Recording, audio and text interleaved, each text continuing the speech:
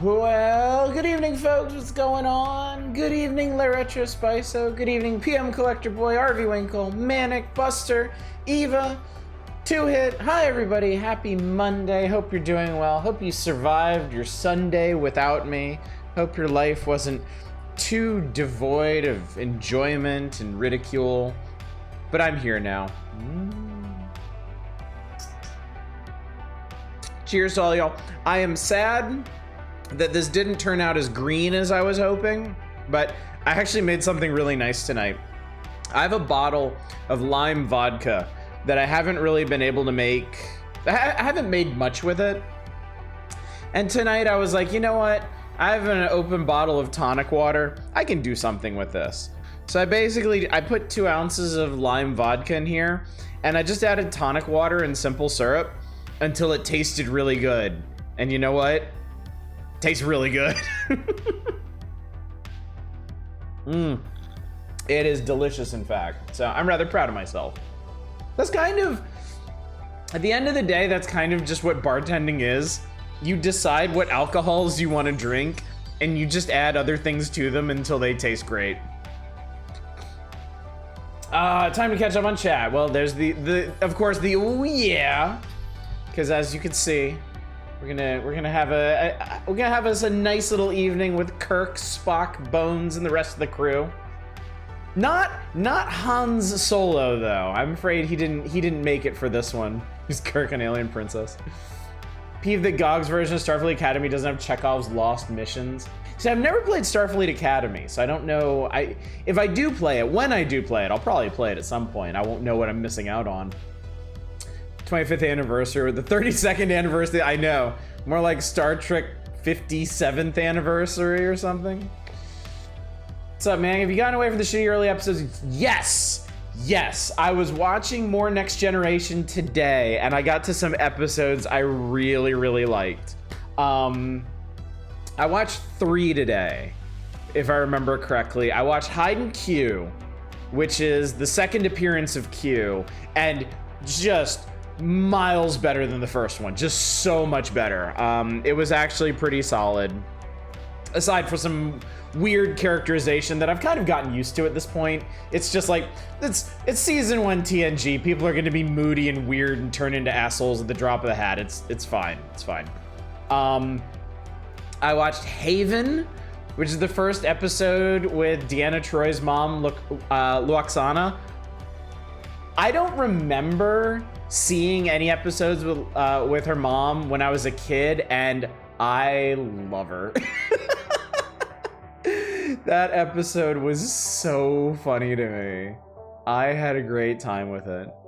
And then the episode after that was The Big Goodbye. That's their first big like holodeck fuckery episode.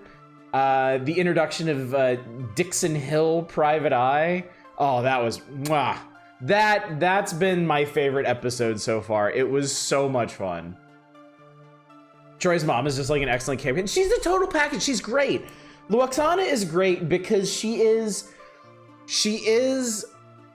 a great character concept fully realized.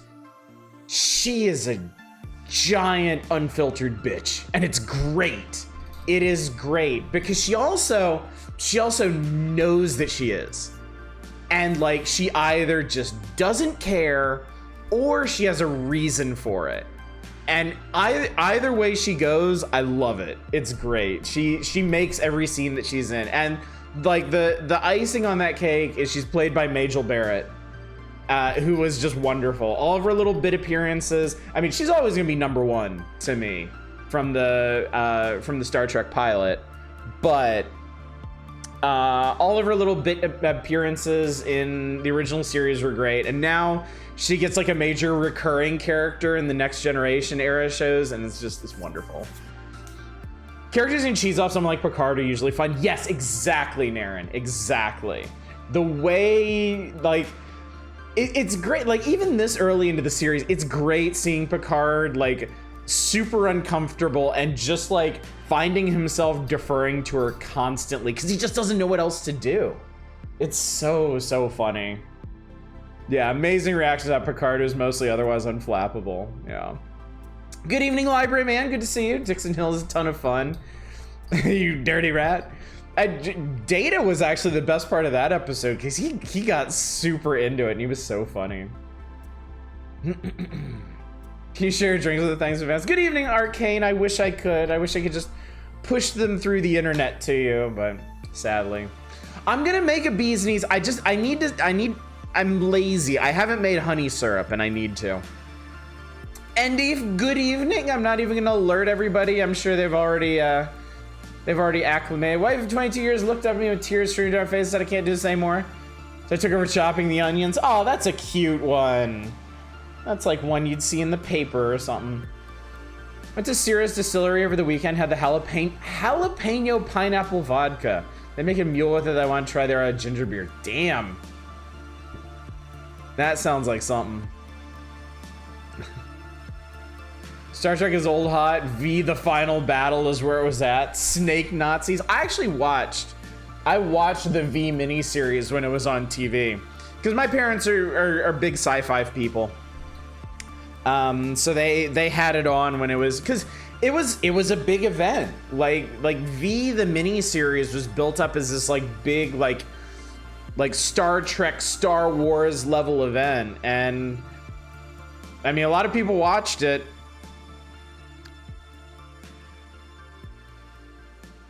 And snake Nazis. I watched a pretty lady unhinge her jaw and swallow a guinea pig. I guess in retrospect, I should be glad that didn't fuck me up more in my development. It's one of those things that could probably lead you down a couple paths if you're not careful. So. But yeah, had a good time playing, watching some Next Generation today. Then Young Oddish has strange feelings inside the woman too. Chat took a break.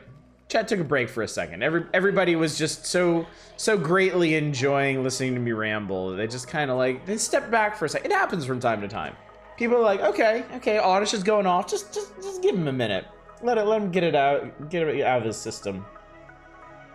I like V characters actually dying, which is a big deal. Yeah, I didn't really appreciate it when I was a kid. It was too much drama. It's a pretty dark series once they get going with it. I don't know how I'd feel about it if I watched it now. I probably have enough nostalgia for like 80s, 90s kitsch that I would enjoy it. What's up, Fury Fighter?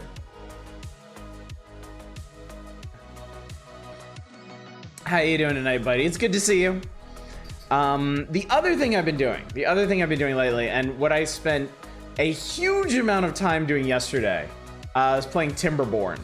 Timberborn is like my game right now. That is the big thing that I'm into. That, if you don't remember, that is the beaver building game. I can actually show you real quick. Hang on. Oh yeah, it's right here. If you somehow forgot about this, but it's basically a beaver colony building sim, and I love it. It's so much fun.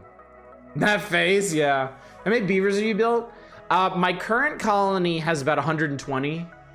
The colony, so I built a big colony Saturday night and Sunday during the day, and that was doing fine until I made a grievous error in river flow redirection and killed everybody. I had about 160 beavers in that one.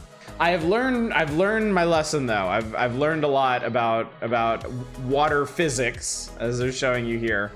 And my next the colony I'm playing now is much more stable. But yeah, this is a crazy game. It's super fun. It's got a heavy survival element. There are droughts and stuff, but you can eventually build robo beavers, which I hope to do someday. Good evening, R. Dominic. Good to see you. Making some mac and cheese. Very nice. Mac and cheese pizza. Gold crusted. Yeah, got some mac and cheese pizza. Delicious. Heard the guy with the tattoo of the V aliens on his neck came up to the writer and wanted to chat and show off the tattoo. The writer to tell him the symbol is actually a swastika if you literally connected the dots. Got Nazis at home by this point, so might bit different. Also true. Also true. 8 your 5 stream thing. Well, congratulations. Congratulations, Fury, on your 5 stream streak. I appreciate it. I'm glad you've been around doing it. No Man's Sky actually came across my own frigates I had sent on missions some umpteen light years away. This is not the screen I wanted to rest on. This is the screen I wanted to rest on. I was like, are those mine? Can I still land on one? Oh, I can. Care about the pizza thing? The pizza thing is definitely the highest priority. I would remain laser focused on your mac and cheese pizza, because yes, that is a delicious, delicious treat.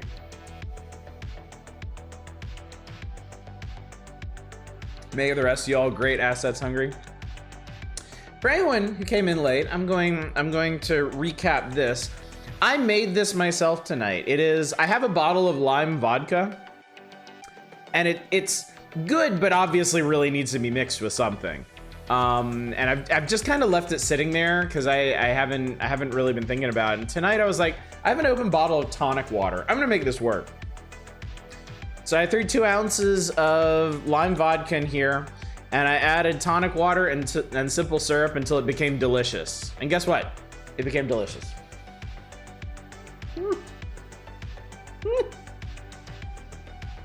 Did you put the lime in the Coke, you nut? I do whenever I get the chance. I love lime Coke. Coke is fine, but lime in it just elevates it immensely. Cranberry juice and lime vodka. If I had cranberry juice, I would do that. Basically a Moscow Mule without the ginger. Add rum Cuba Libre. Interesting. I actually haven't heard of that one. Cheat on my diet on the very, very rare chance I get to have Coke with lime. Yep. I only ever have it, like if I go to a place with a Coke freestyle machine, I'll always get a fountain soda so I can enjoy lime Coke or other rum Coke lime Cuba Libre. Okay, cool. Interesting. The other way is if I go to a place like we were talking about this the other day. I haven't been to Chipotle in ages. I used to go there during work because our office used to be right across the street from Chipotle.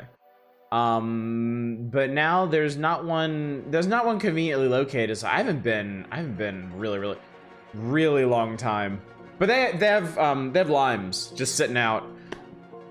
And that's actually where I started doing it. I went with one of my coworkers one day, and he got a Coke, and he grabbed one of their limes, and he threw it in there, and I was like, that is genius. I should try that.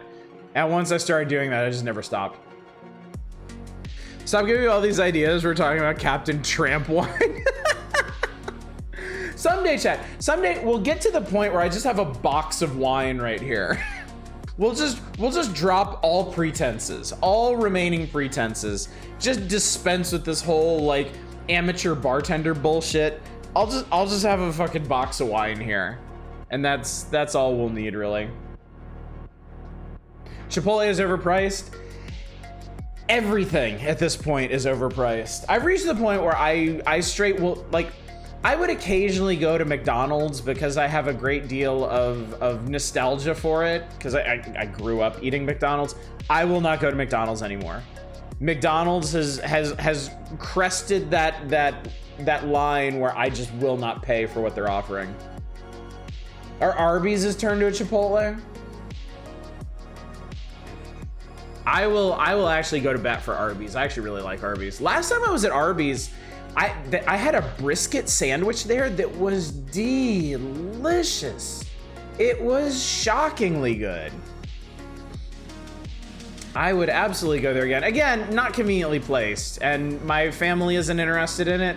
So I basically have to be at home and left to my own volition to feed myself and decide that I want to drive all the way to Arby's, which typically doesn't happen on a lot of levels.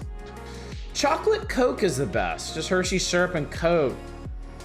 Gild the lily and make an ice cream float. Grandma used to make. I've never. I'm gonna try that. We have both. I have Coke for mixing, and we have chocolate syrup for the kids' chocolate milk. I will try that. I will try that, library man. Never occurred to me. So GD good. Moscow Mule's vodka, ginger beer, and lime. Oh, okay. So yeah, super close to what I'm drinking right now. Often in a copper mug. Well, shit, I'm missing the copper mug. I gotta do something with that. Sugar Crash, of course. I can deal with it. Get nuggets from McDonald's occasionally, not really anything more. To me, it's less about the nuggets and more about their sauce. If you can just procure McDonald's barbecue sauce, stick any nuggets in there. It's the same thing, really. Game of Service shoot 'em up parts, one of the things you might want to read the manual for. Okay, so, since I can tell PM Collector Boy is very concerned about my well-being, and I understand why. Because yesterday I took some time to get this installed and make sure OBS captured it, and I actually ran through like the first tiny bit of it, and I know exactly what PM Collector Boy is talking about. There are shmuppy bits in this, almost flight simmy bits, and I can kind of manage them.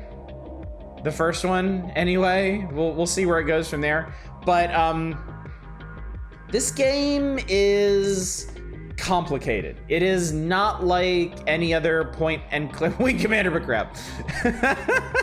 That depressed crap being very charitable today. Got stuck a few times as a kid when I played this a few years ago. Point and click stuff was fairly sensible as a ship combat that actually got you stuck. So yeah, here's the deal. This one is a little off the beaten path as far as point and clicks go. It's got some mechanics that a lot of point and clicks don't have, that aren't very common in the genre. So I may need some help from chat, from those of you that have played this before, or at least have any idea what the hell is going on. I did download and review the manual, because controlling this game is pretty complicated too. But I don't know how much I'm actually gonna remember when I'm in the heat of the moment, getting pounded by Romulan warbirds and stuff. So we'll see how it goes. We'll see how it goes. My understanding is this is not a super long game. That I mean, it says right here on GOG, good old GOG.com. The main game takes about 5 hours to beat. If I suck at it and if I get stuck on it, might take 3 nights instead. So, but this is our plan for the week here. I see the single digit time to beat there at the bottom, or me clearing it out. I mean, I take this as a loose guideline. A game like this, I don't know what they mean, like main and sides completionist. The average seems to be like 6.5 hours or something. And point is, it occurs to me that it should fit just fine into our, it's gonna take 2 weeks. I think it'll be fine. I think we can fit it into our usual Monday, Tuesday, Wednesday structure, but especially with chat helping me. But I've been looking forward to playing this for a while. The other Discord I'm on, where I post about Star Trek more aggressively. Some of them said they kind of consider this an unofficial 4th season of the show. It does have all the voice actors. All of the voice actors came back to voice this. And just the little bit I heard in the intro is really, really cool. So I'm pretty excited about that. You're understanding the Judgment Rights is superior? Well, that's good to know, because we're starting with this one and I have Judgment Rights. So sometime in the future, if Star Trek 25th anniversary treats us right, sometime in the future we can do Judgment Rights too. Even, not Welshie. Not Welsh. Welshie was animated series, wasn't he? I remember that mustachioed fellow from my time in the animated series. How bored do they say? No, they actually sound pretty good. Why don't we go ahead and get into it? I see no reason to delay any further. I think we might as well get going on our Star Truckin'. Star Truckin' and fucking is all I crave. Ah! Anyway, chat, let's play the video game. and hope things go okay. I had to pull the audio levels down, just so you know, in case anybody triggers any alerts and they sound quieter than normal. The game was pretty loud, so I pulled the levels down. The game might still be kind of loud, I don't know, but on the trade-off is you'll be able to hear all the voice actors really well. What's up, Chaos? Yes, we are playing Star Trek 25th Anniversary, which you can't see. There you go. Star Trek 25th Anniversary. It's happening. It's real. We're doing it. We're doing a Star Trek. Where's my Dragon Coin option for Red Alert? We're gonna hear enough of that in the game, I imagine. All right, here we go. Hang on, it's loading into the thing. Yeah, goddamn, wow, it's still really loud. Space, the final frontier. These are the voyages of the Starship Enterprise. Its mission? To explore strange new worlds, to discover new life and new civilizations. I know, Chaos, it really is. To boldly go where no man has gone before. God damn these graphics, man. They don't make them like this anymore.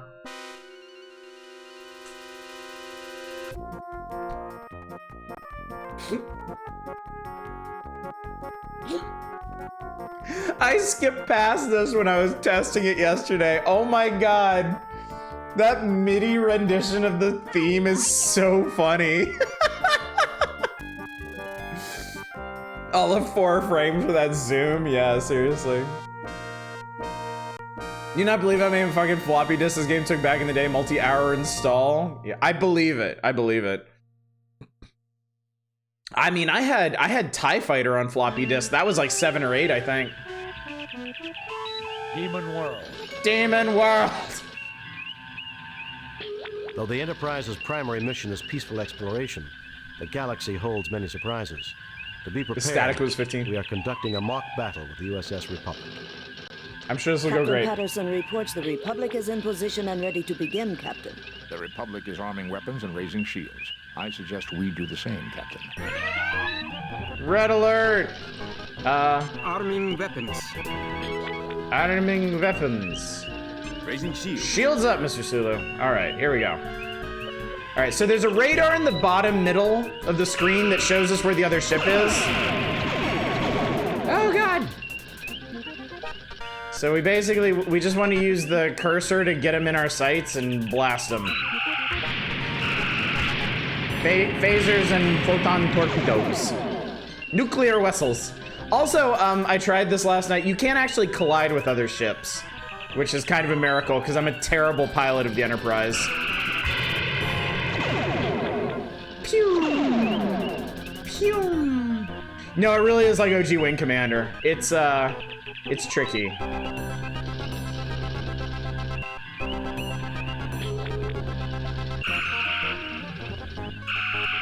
And it feels really weird commanding the Enterprise like this.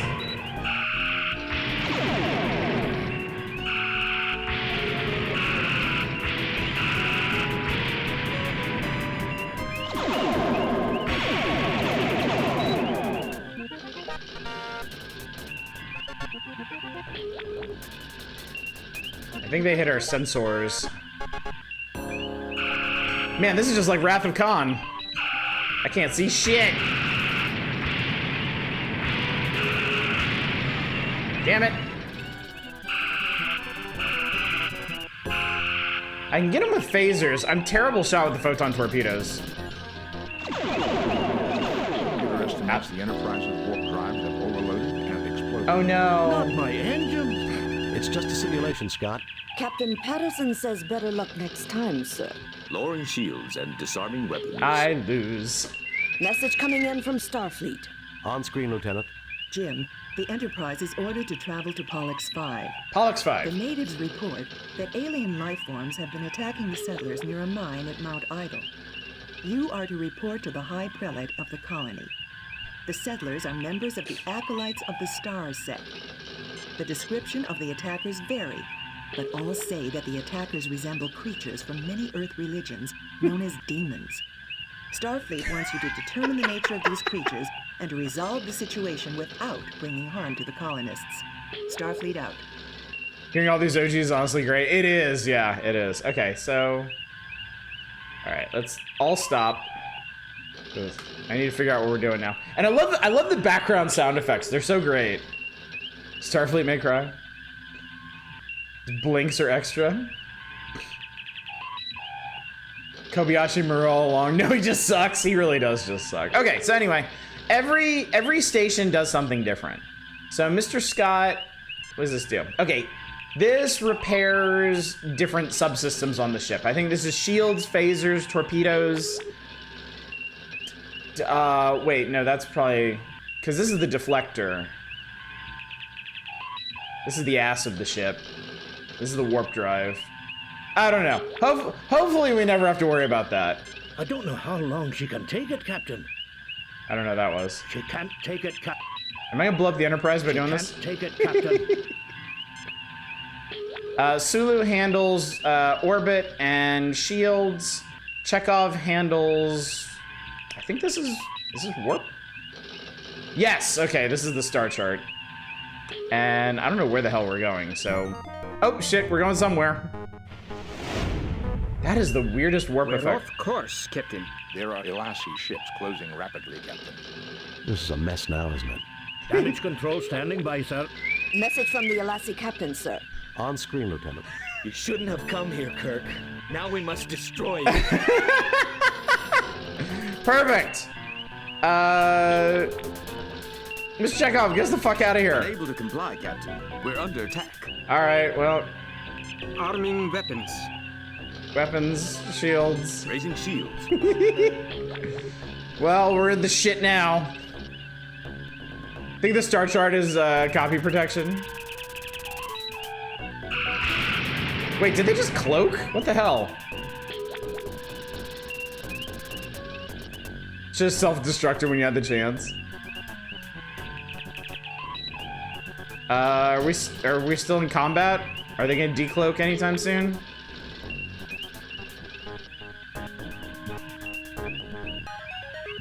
I'm just gonna go super fast. Oh, I see him.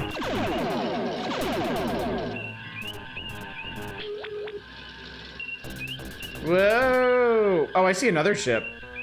I saw the outline of another one.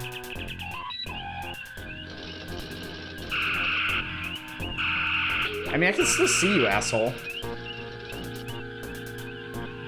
I know where he went, though.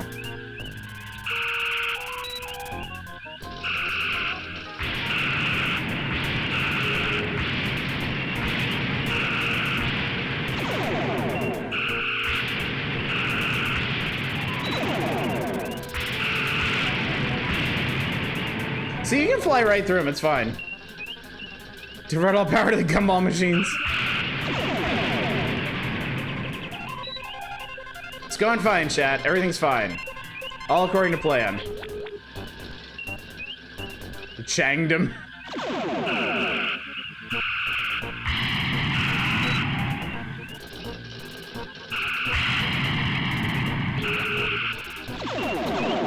Whoa, hello. I cannot hit shit with these photon torpedoes. There we go. Oh. Saw you there.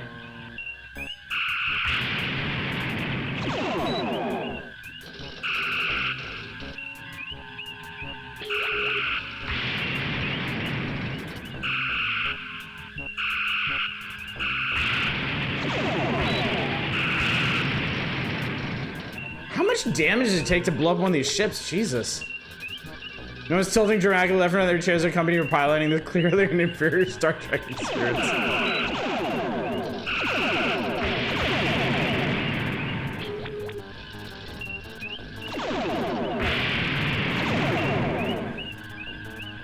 Sure, some engaged in combat, isn't it? Yeah.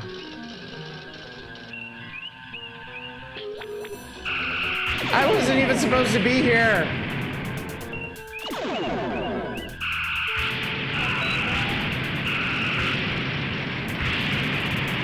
Oh, I got one.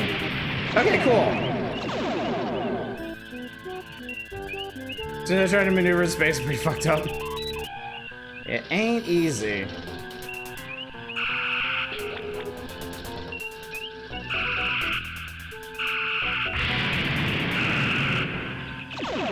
Damn it.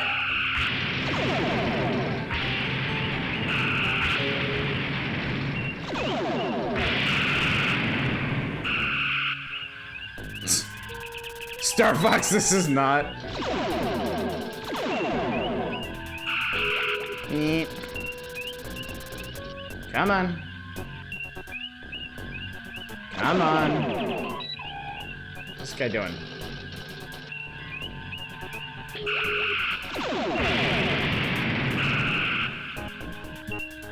How do they do that? Assuming the main game is better. Well, you're gonna have to do stuff like this as part of the main game. See, like, he is inside of me now.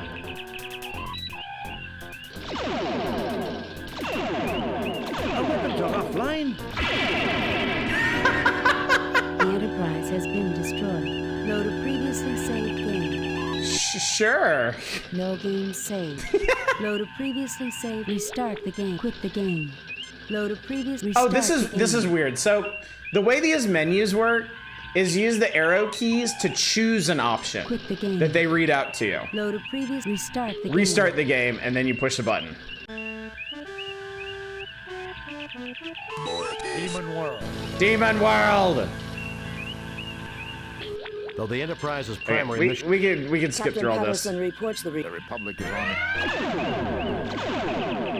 Arming weapons. Shields up. Raising shields. Oops. Okay. Let's get our ass kicked again. Stop being bad. I don't know how. Do I seem like a Kirk type to you? Seriously. Actually, you know what? Just go ahead and do us in. Ms. Roy, thank you so much for the Ms. Raid. What's going on tonight?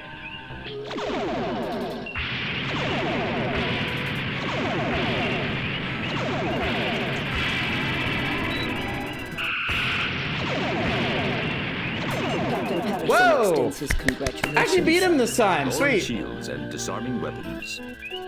What's up, Super Message coming in HC? from Starfleet. On screen, Lieutenant. Jim, the Enterprise is ordered to travel to Pollux. All right, we need to go to Pollux 5. The Nate. Okay. So anyway, hang on. All right. So first of all, here's what we're gonna do. We're gonna save. Save new game. Type.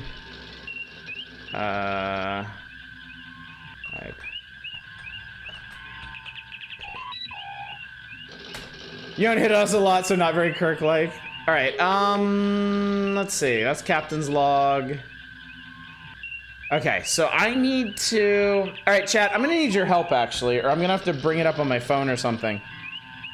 I need somebody to tell me where this Pollux 5 place is, because I don't know where it is, and I don't have the physical manual.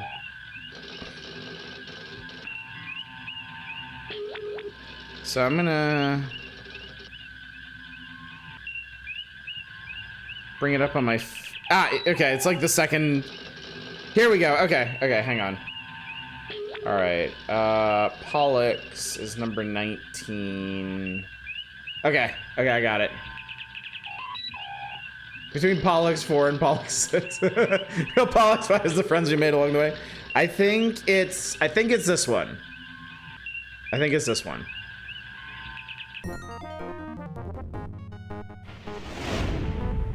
We have arrived at Pollux 5. Hey, genius. All right, excellent, wonderful, super good. All right, hold us steady. Put us in orbit, Mr. Sulu.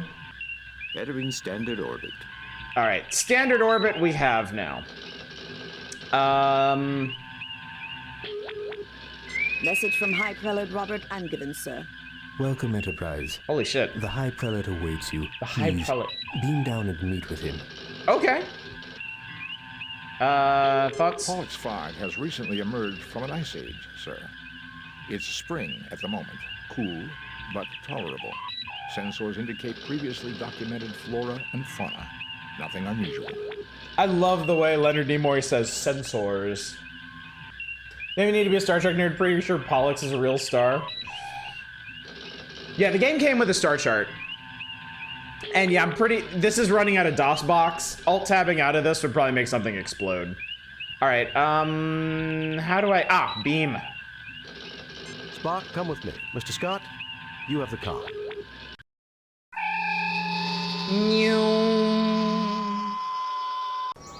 Here we go. Now we get to the pointy clicky bits. This is what I wanted. This is so much better, gentlefolk. We are honored at your presence and hope you will find peace here in our haven. All right, well. Captain, the flora on this planet is very interesting. I wonder how useful it may be for medicinal purposes. Oh god, this is the interface? Holy shit, this is the interface? Wow, okay, that's a really weird-ass interface.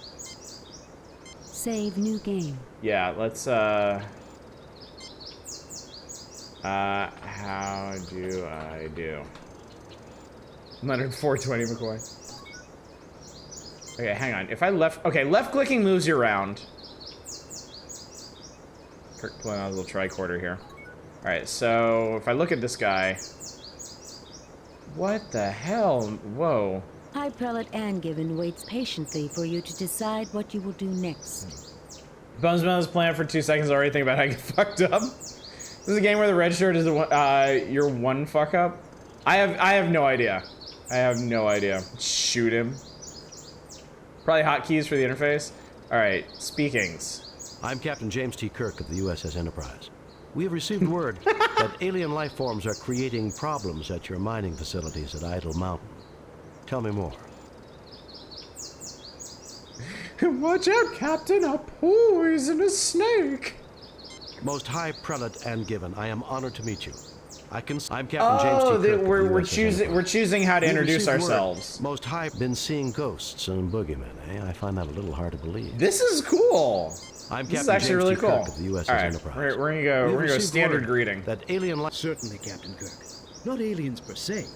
We have encountered what we believe are demons at Idle Mountain. Demons? Creatures surely emerging from the very gates of hell. Jesus. Our God would not test us thus without reason.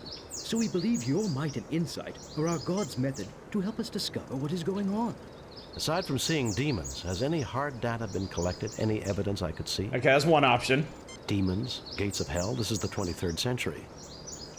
Aside from seeing demons, has any hard data been collected? Any evidence I could see? Show me the evidence. A skeptic would consider everything merely anecdotal or unproven. My people will gladly tell you their own stories, so you need not hear it secondhand through me. What can you tell me about the mine itself? Or? You're wasting the time of a starship capable of destroying this planet with campfire stories? No wonder you were dumped out here in the middle of nowhere. Jesus Christ! By the way, did you know I could destroy this worthless dirtball of a planet you call home? Just, you know, FYI. Tell me good news about Jesus. Options are be a dick or be a mega dick. Well, it all started when we began harvesting Argent energy from that mysterious portal. What can you tell me about the mine itself? All right, we're not gonna be mega dirt. We're not gonna be mega dick Kirk. The area is exceptionally stable tectonically, and easy for our machinery to work in, praise God. We've mined for hafnium and a variety of useful trace elements. Hafnium, why not The holnium? deeper we dig, however, the more anomalous the variety of minerals seems to be. Our Ignatiate brother Stephen has his own theories about why this might be. Either way, the anomalies inspired Brother Canbury to conduct studies inside the mine. Yesterday, he reported discovering a strange door. A gate to hell, surely, for the demons caused a cave-in immediately. Canbury was trapped, unconscious, and the demons prevent us from rescuing him. We can only hope he is still alive. Thank you for your courtesy, Kirk. May you receive the guidance and protection of our God as you complete this divine mission. Option 1, be diplomatic. Option 2, have a huge, big penis. Captain, demons and supernatural creatures are, almost by definition, illogical. Yet it is evident these people believe what they have seen. Barring illness or mass hysteria, I agree that a real problem seems to exist. I mean, no doubt. Obviously, something is going wrong here. Demons, though? I mean, we'll see. You look rather cold, Bones. I'm not cold. I'm freezing. And that damn transporter just had to set me down in the middle of a snowdrift. A centimeter of snow does not technically constitute a drift, Doctor. And doctors say that patients complain too much. Ensign Everts? I've never seen snow like this before. This is great. You mean you've never built a snowman, Ensign? I've never even thrown a snowball. Do you think anyone would mind? Well... Later, Ensign, we have work to do. Of course, sir. We gotta get your ass killed. A quickly constructed Spartan shelter, primarily used by fledgling colonists. Prematurely mourning his loss. He's so dead. I'm so sorry for your imminent demise. A quickly constructed Spartan... Yeah, whatever. What does the sign say? All mining equipment use this road. On the other side of the trees is Idle Mountain, a tall, forbidding place. You have a vague feeling of danger. I like it. What do we got? 1 Starfleet Regulation Phaser Type 1, set to stun. 1 Starfleet Regulation Phaser Type 1, set to full power. That's actually the same, it's the same item. I think you just choose between them. I think it's Uhura? That sounds like Nichelle Nichols? That one thing that's throwing me off here, Star Trek 25th anniversary, right? All of them sound significantly older than they did during the TV show. Bones in particular. I believe Kirk is going guns akimbo. 1 Starfleet issue Science Tricorder, a science officer's best friend. 1 Starfleet issue medical tricorder to assure that Starfleet doctors make the correct diagnosis. Original series, that's just superstition. Next Generation, souls literally exist and persist in the transporter stream. Why did we never get John Woo's Star Trek movie? We got close with the Kelvin movies. Star Trek Beyond was directed by one of the Fast and the Furious directors. 1 Starfleet issue communicator to allow landing parties to talk with their shipmates in normal circumstances. Actually, the more I listen to this, I think I'm with Manic. I don't think this is Nichelle. I think this is somebody else. 1 Starfleet issue medical kit. Okay, I'm gonna be saving constantly. Save new game. Replace previous delete cancel. Save new replace previous game. Yeah, we'll save over this one for a while. Some rando VA. Can I go into these buildings? Can I talk to people? Oh, the door sound. I love the door sound. I love it so much. Gentlemen, what do we got? An antiquated molecular synthesizer sits in the corner. A glass-fronted display of mineral specimens, including a meteorite, a few fossil shells, the skull of a cat-sized alien animal, and a very encrusted twist of metal. Actually, yeah, it would have been really expensive to get Nichelle Nichols to read out the descriptions of every item in the game. IMDb has the narrators at Catherine Battison. She has a great voice. With fine, well-worn tools and equipment close at hand. She has a lovely voice for being a game narrator. An old-fashioned computer. It appears to have some type of simulation running. Anson, do you see anything here that can kill you? Pieces of glass rest on this table, from ancient beakers to double burners. Yeah, Arcane, you and I are on the same page here. Clearly. I wonder if any of this stuff might be useful. This place looks real comfortable. Place to combine work, contemplation. Man's got an eye for the beauty of useful things and for the use of beautiful things.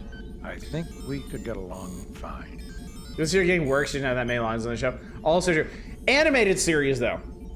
I don't know if y'all have ever watched Star Trek the Animated Series, but holy shit. Nichelle Nichols and Majel Barrett voiced every single female character in the entire series. It was nuts. You hear them constantly. This study represents a man with a keen mind, Captain. To judge by what I see, there is little which does not interest him. The equipment is antiquated, but practical. Yeah, having just watched the original series movies, like Bones sounds like he does in like Undiscovered Country. Like he sounds old. Okay. What is this? What is this ball? It is locked. I think we should wait and talk to the owner when he comes back, Jim. There is nothing at the moment for me to do there. Kelly was 72 when this was Spock, made. See what you can dig up from that old-fashioned computer terminal. Hey, we got Spock to do something. Anime Cartoon World's Arthur voiceover actor squad didn't exist at the time. Notice how it models a proper situation for a total eclipse. The thing about Nimoy, like, Nimoy definitely sounds older, but it's still Spock, you know? Spock just has that quintessential cadence to him. Shatner definitely sounds like he does in the movies, as opposed to how he sounds in the TV show. Almost done with season 3 on the watch parties. Nice. What happens if I put my balls on myself? There is nothing at the moment for me to... Alright, well then what's this? What is this? You fail to obtain anything. Okay, so I think this is interact and this is pick up. I do notice this interaction menu cuts off at the waist. Makes sense when you make movies back in the 40s and 50s, playing some old westerns. Nimoy was in Columbo. Star Trek starring Yuri Lowenthal. It'd only been a few years since they were in Star Trek 6, and Nimoy was in Next Generation, yeah. Frightening Columbo. After TNG just dive straight into Deep Space Nine, I probably will. I probably will. That guy disappeared. Interaction menu cuts off the way so you can't Kirk any green women. It's you know what's funny? After watching the original series, for like the reputation that Kirk has, it's all basically hearsay. Oh man, that guy got fucked up. There's like one Orion woman who's into him over the course of the series, and he doesn't fuck around with her because she's part of an evil plot. That's also a really shitty episode too. That's the stupid Garth of Izar one. Let's be 100% red shirt run. If you mean getting them killed, I'm just gonna say yeah. It is a funny meme, yeah. But it was eye-opening to me actually watching the original series and discovering how many of the things people joke about in the original series didn't even actually happen. I am worried about Brother Chubb. Can you examine him, Doctor? McCoy, get over here and look at this Chubb. This man is in no condition to talk. Kirk as a dog is mainly a vibe Shatner gives off.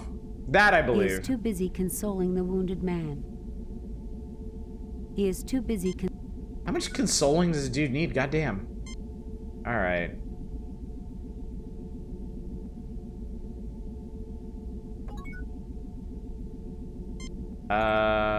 Talk to Bones about this? This man needs help, Jim, and I wouldn't want to put it off for too long. So, should we like, hang on. Where's my... Nyeh. Jim, this there we man go. suffered Okay, cool. Severe physical injuries to his head and arm. The wounds have been adequately cared for. However, he has developed a Nugarian infection. If not treated swiftly, the effects can be fatal. The infection can normally be treated with hypoditoxin, but there's none on the Enterprise. I may be of some assistance. The Lorexian berry grows near the mouth of the cave. If I could acquire it, I would be able to synthesize the hypoditoxin from the berry. Unfortunately, the demons prevent us from approaching the cave entrance. Perhaps you could retrieve it for me. All right, we got ourselves a little fetch quest to do. Perfect. Spock, what you thinking over there? The medical methods of these people seem primitive to me, Doctor. By our standards, yes. Here the Acolytes prefer a simpler lifestyle. Unfortunately, this is one of the consequences. I seem to recall trying to get on with some space Navy make. Oh god, dude, that is one of the most messed up original series episodes. Like, dude. Okay. There's an episode of the original series where Kirk goes to this planet to check out this like monument or whatever, and he gets like warped away from the away team and loses his memory. And he's found by the space Native Americans on the planet, and he spends 6 months with them. He marries a woman, he gets her pregnant, and then she dies at the end of the episode after he gets his memories back. And that's just it. That's just the end of the episode. It's so weirdly depressing. And also it's like, why would you even do this? Why would you even go this way with an episode of a very extremely episodic series. Gold shirts were in way more danger, weren't they? Yeah. The whole red shirt thing, like... Wait, no, I think red shirts were security, too. If I remember correctly. Not a lot of red shirts actually died in the show. It happened mostly really early on. Season 1 had a bunch of random deaths. I think that's when Bones first got his catchphrase, "He's dead, Jim." We only meet 3 women who's actually got a history with in the show. The books, however, another story entirely. Okay, so it might be the books that built it up. Bastard Son, the movies. Riker is more in play. Dude, TNG is so absurdly horny. Like, other than some costuming choices, original series Star Trek really is not that horny.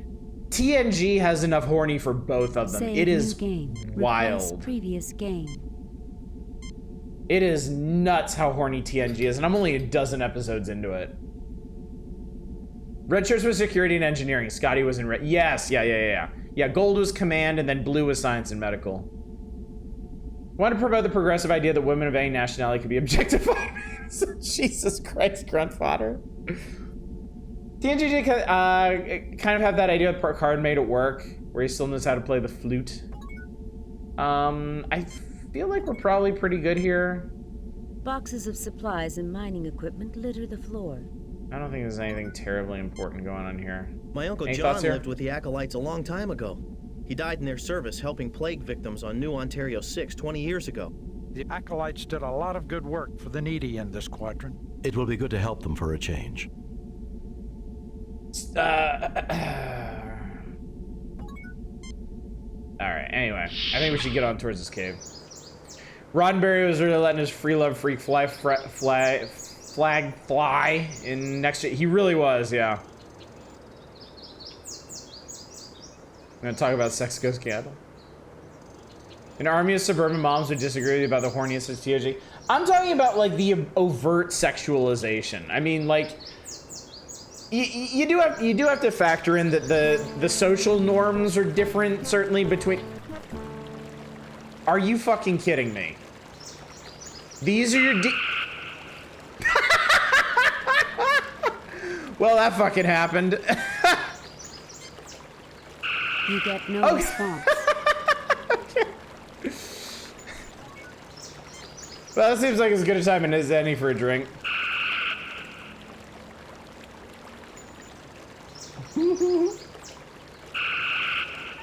Captain Kirk is fatally shot by a Klingon. Game over.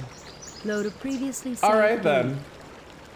More slurring your words. Let's go.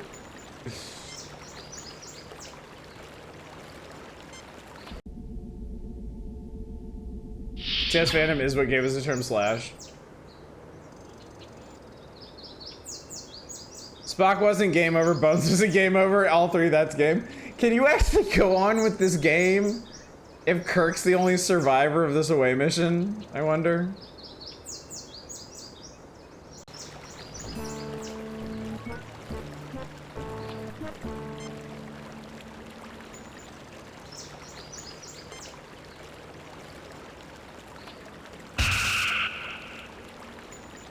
You see a small explosion, and the Klingon's hand falls to the ground with a dull thud.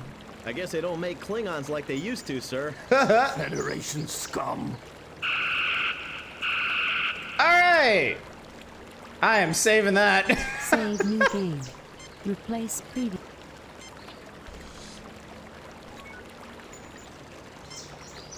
They look like Klingons. I mean, maybe because they are. I don't know. Captain, I detect a recent avalanche approximately 6.2 kilometers away that occurred within the last 3 days. The mountain may be quite dangerous. Demons, Klingons, avalanches. What's next? The Wicked Witch of the West? That is not logical, Doctor. It wasn't supposed to be logical, you green-blooded falcon. Why does everything have to be so damn logical? Captain. Leonard McCoy is hands down my favorite character in TOS. Is everyone okay? We're fine. Did you register any disruptor fire? No, Captain. Why? Are Are there Klingons down there? No, just an idea. Cook out. Fascinating. I begin to suspect that we have stumbled upon something that the colonists would never have uncovered. What is it, Spock? I wish to gather further data before making a definite conclusion, Captain. Obviously, the demons have read our fears and appear to us as Klingons. I guess this isn't such a great planet after all. Well, we've seen Klingons. Now all we need is a few Romulans. Mom, shut the fuck up. There is a high probability that something here is using our own memories against us. Nemrin, you're on the same page as Spock.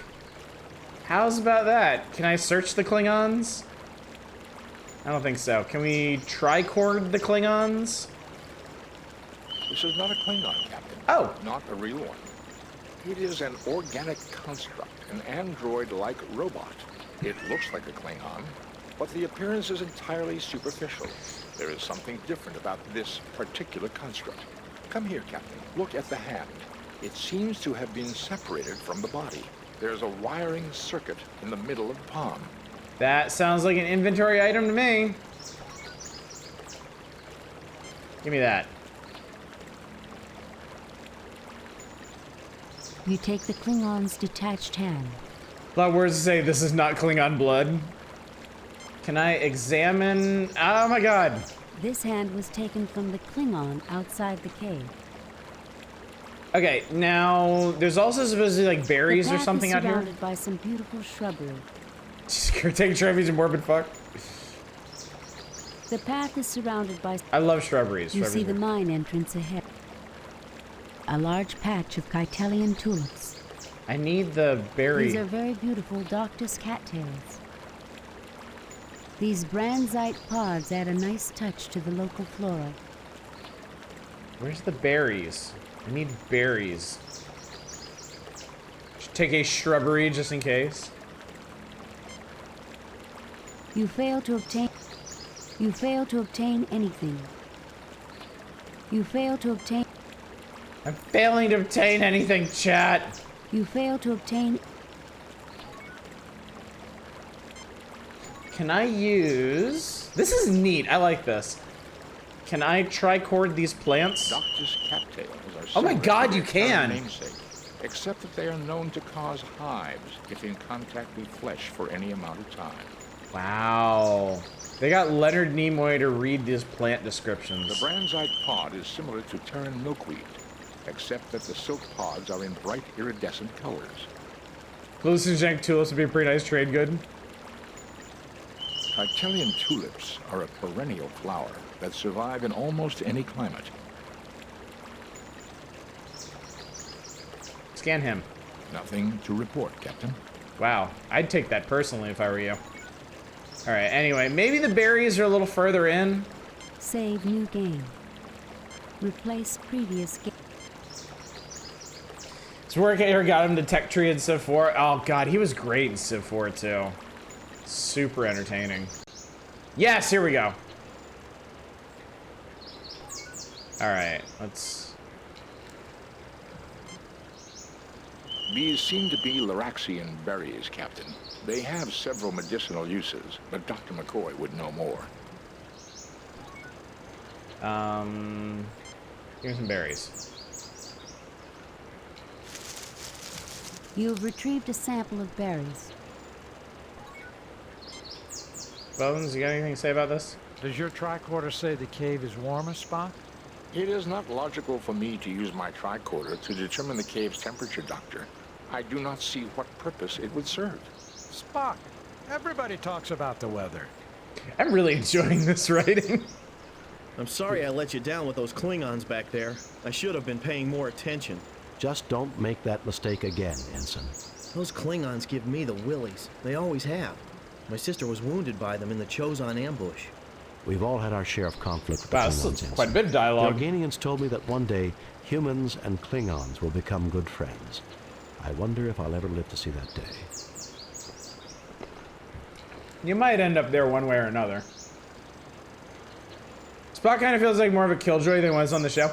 This is... kind of follows with movie Spock, I think. Because again, at this point, they've done all 6 of the TOS movies. And in the movies, Spock kind of has an arc where he kind of makes peace with both his Vulcan and his human sides. But when he does let the Vulcan side through, yeah, he's kind of a killjoy.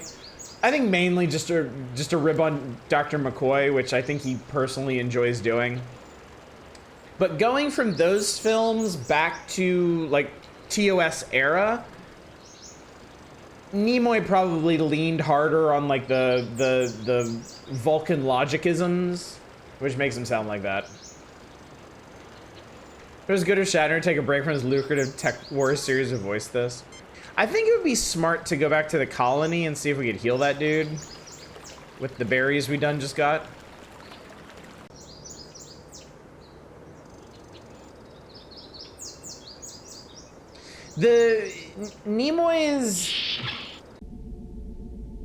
Nimoy's disposition in the original series also depended on who was writing the episode too. There was at least one episode of TOS where Spock is just a straight asshole. Like, he is just like snapping at everybody, and it's not like it's not like Pomfar season or anything like that. They just wrote him really badly. This game is one of the best Trek games ever made. Great writing really nails the feeling of TOS. Pulls on some stuff from the films and a few points. Only real letdown is the ship combat, which is serviceable. Yeah. And the reasons that that game is your favorite. Oh, Civ 4, yeah. So, you know, there's a Tech War video game we should find a way to inflict upon you. No, we should not. You want some... Good! You have found the berries. Bring them to my lab, quickly. Okay. I guess this would be your lab. You're all safe from me. You just need to find a couple degenerates rich in death marks to make this happen, that's all.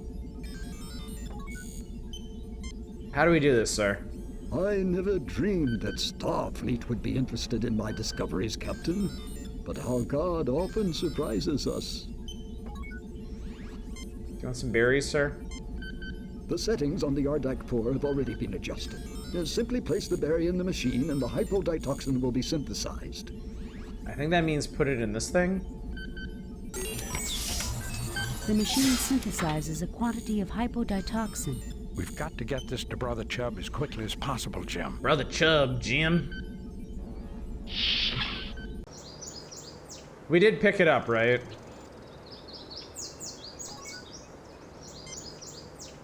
Yes. We got the hypoditoxin. Hey, look, there's two degenerates right there. A weird fascination with Tech War. I wouldn't actually want to push it on anyone else.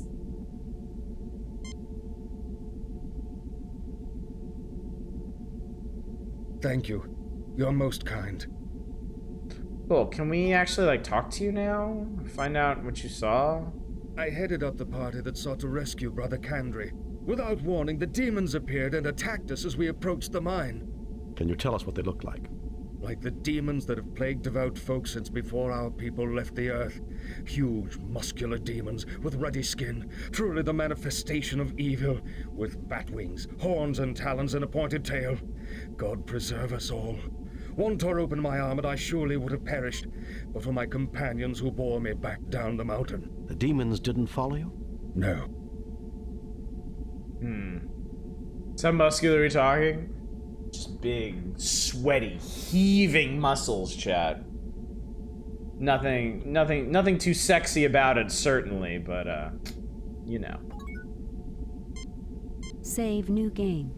Replace previous game. Save new game. Yeah, we'll just keep on this one. Oops. I talk to the rest of you now? Brother Kandri is my partner. I was on the communications dude link from Full Metal Alchemist buff. The rockfall and silenced him. He said he'd found a strange door with devilish writing. Truly, he came upon the gate of hell itself. So if whatever's in the cave is pulling from our memories, it makes sense why these people would see demons and we would see Klingons. I am Brother Griznash. I went up the mountainside in solitary Start the prayer gang. seeking to face my fears. Indeed, I found them. A bellowing Krognik demon with sharp teeth and a Krognik long demon. snout descended upon me in a rush of wind. Captain, a Krognik demon has a decidedly wolfish appearance. Brother Grisnash, is this not the traditional shape of the Evil One and his minions among Tellarites? You were right, that is a Tellarite. I believe this may be significant, Captain. This may be significant, Cap.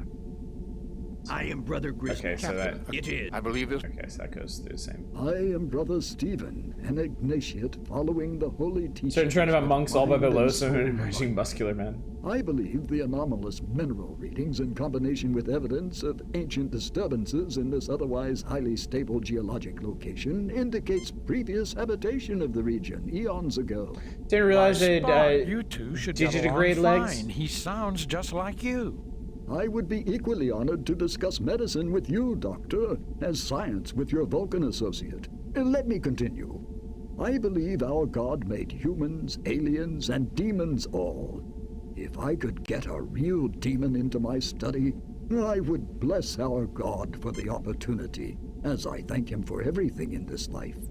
You tread close to unholy knowledge, Brother Stephen. I appreciate your prayers, Brother We gonna hook a Roberts. demon for this guy? Captain, if you and your people go up the mountain, I hope afterward you will visit me in my study, which is next door. I'm too old to make the trek myself. He said but the I'm word, eager chat. for knowledge. He said the In T word. return, I will offer you what insights our God grants these old eyes. Okay, so it sounds like... Okay.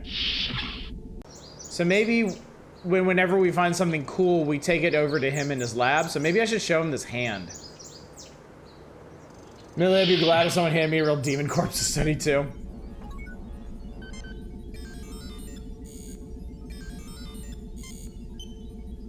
What a fascinating piece of equipment.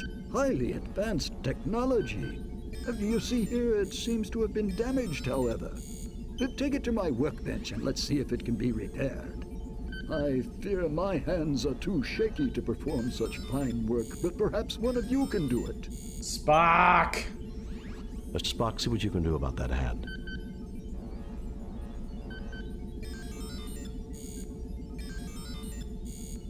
This machinery is delicate, but I have managed to repair the circuitry. Cool. We have a working hand now. Nothing happens. Just smack him across the face with it. Just slap him with it.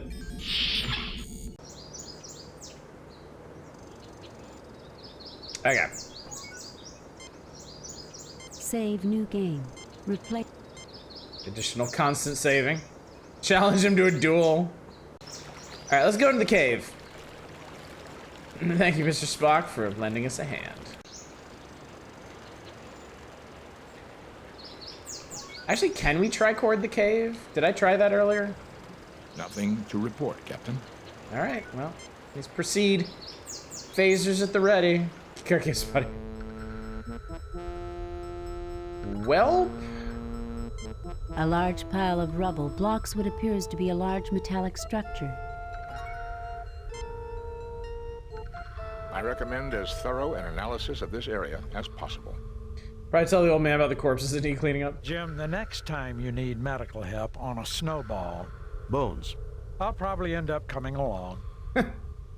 No sign of demons, Klingons, or other hostiles, Captain. I promise, I'll let you know the instant something appears. Don't be too anxious, Ensign. We may want to talk with them. Alright, let's tricord some shit. Captain, there are several weak points in the cave-in's structure.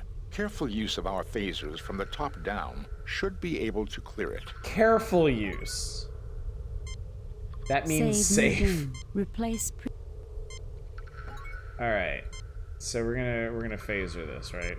All right. Top down, you said. Assume firing positions.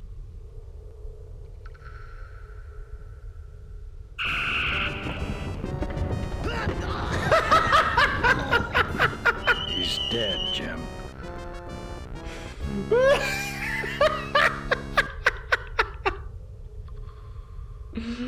Oh my god. Ensign Everett lies dead, crushed by the boulder.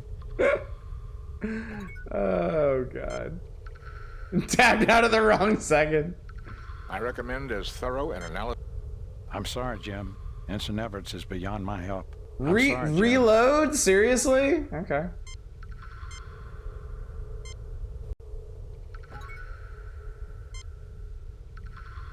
Registers count for ad death. Not if I have to reload. Captain, the stun setting would be very ineffective on these boulders. I mean, we gotta go all in on this. There is a way to avoid his death. What if can we start with this boulder? Assume firing positions.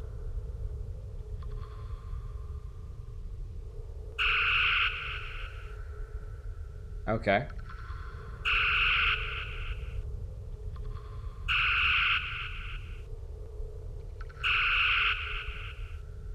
Oh. Don't you remember the Prime Directive, Captain? So, like, are we good?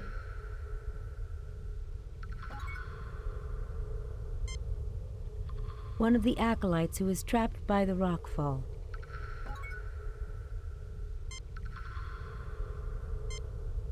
I think Dr. McCoy would be better.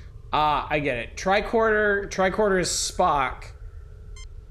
This thing, I forget what these things are called, but that's McCoy. This man is badly hurt and suffering from shock and exposure as well. Well, God damn it, Bones, do something about it. You're a doctor, not a... It was a near thing, but he'll live. Salt shakers, McCoy. Oh, thank you, kind soul. Put him in our inventory. My life. Let me rest here for a little before returning to report this miracle to Prelate Angiven. Can we tricord the door now? Fascinating, Captain. Fascinating. This door is made of an unknown material. It is clearly built by an alien race we have no knowledge of. Manic, I was thinking about it. As soon as we healed him, just stun him. In fact. Save new game. Replace previous.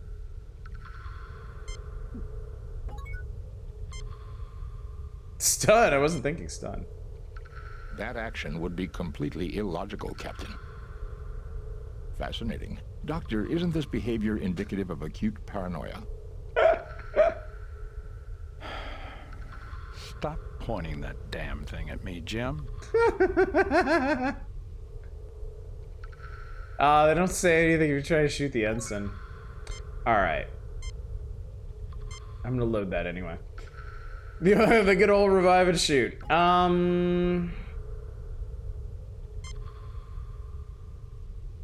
Sir, it may be dangerous. Let me try it. Watch him die. Watch him die. I think I was shocked, sir.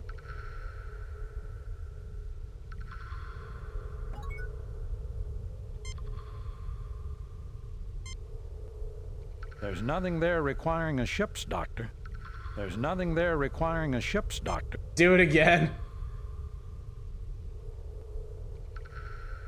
Can I tricord? It appears to be a security lock designed to open the door when the correct handprint is registered.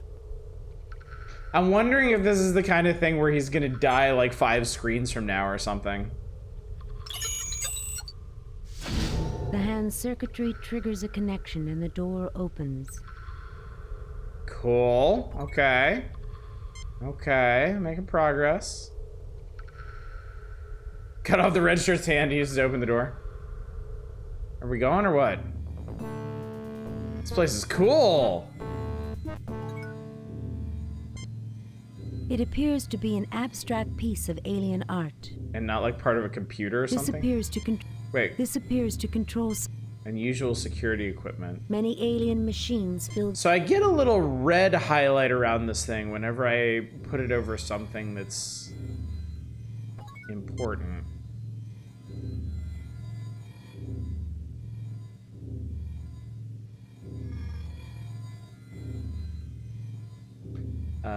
Gentlemen, thoughts? Logically, the machinery is sustaining some type of life in suspended animation. If we can reactivate the machines, then we may be able to meet its creators. Found Bing's server room. I wonder who or what constructed all this. I'm just a security officer, sir. Stop talking to me! Oh, okay, this is it. This is what we're doing. All right, well, anyway. Uh-huh.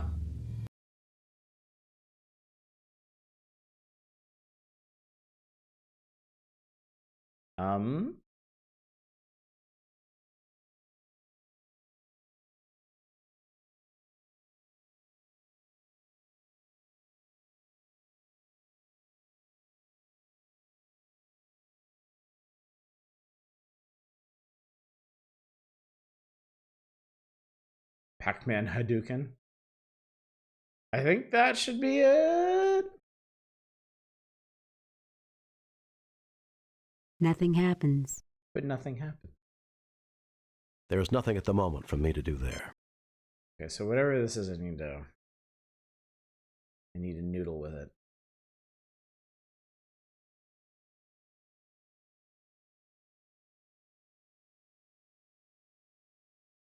Can you get rid of the narrator? Sounds like GLaDOS. Spock! Spock to the computer!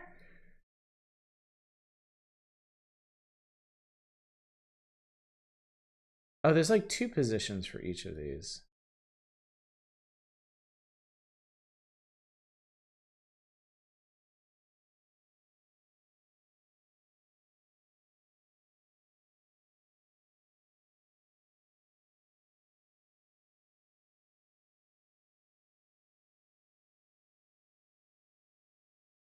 I guess I have to commit to this, huh?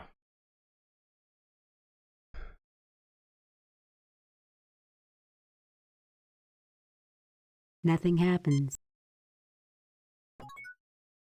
Spock! This control panel is a manual override for the alien life support equipment. No analysis or anything? This alien construction takes readings of mental activity. It also activates manufacturing equipment related to security and includes a short-distance transportation device.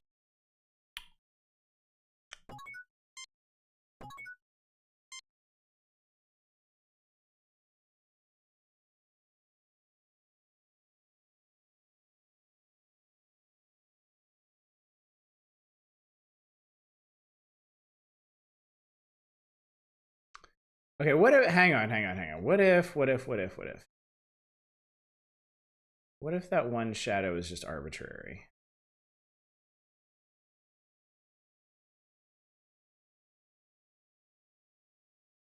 Thank you, Mr. Spork. Just fucking breaking it now.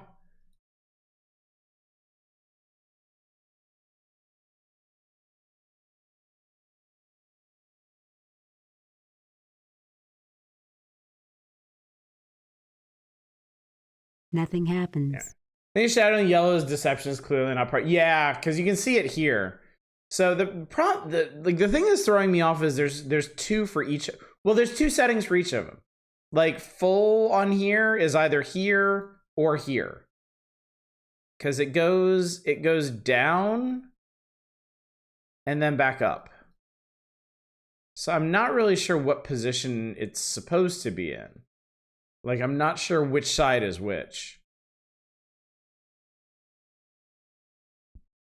Like, I don't know if red is supposed to be here or here.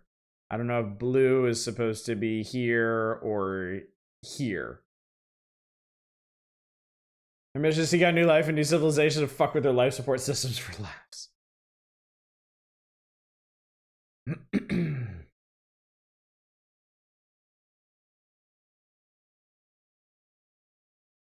Nothing happens. I wish there was some other clue in here. All on low, kill the guy. There's nothing at the moment from... Nothing for me to do there. Questions how many lights? How many segments were on the bars again? It's 6. There's 6 on each.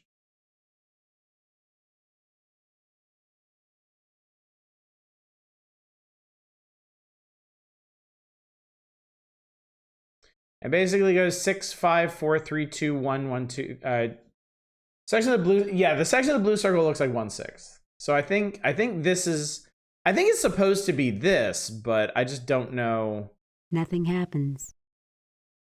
I'm missing something here. There are 6 lights. Leave 2 of the yellow. Why 2 of the yellow? Like that? What makes you say that?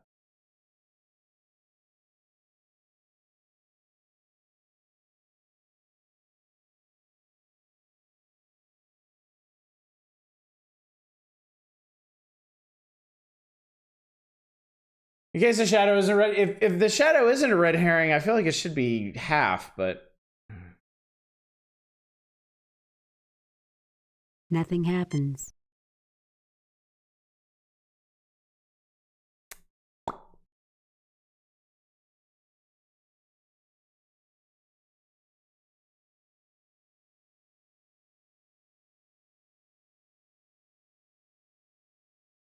Nothing happens.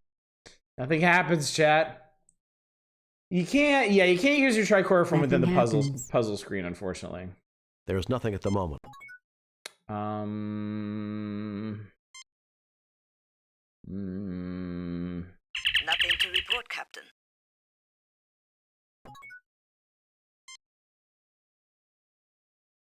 McCoy, what do you think about this? This control panel is a manual override for the alien life support equipment. That's not Dr. McCoy.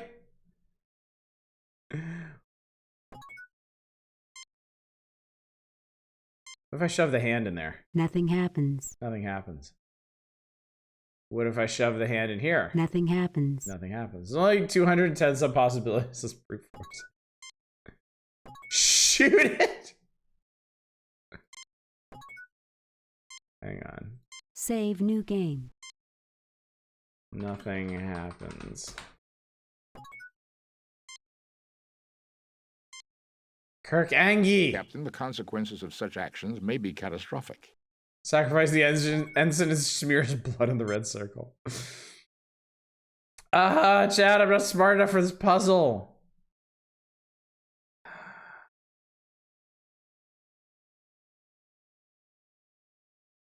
What?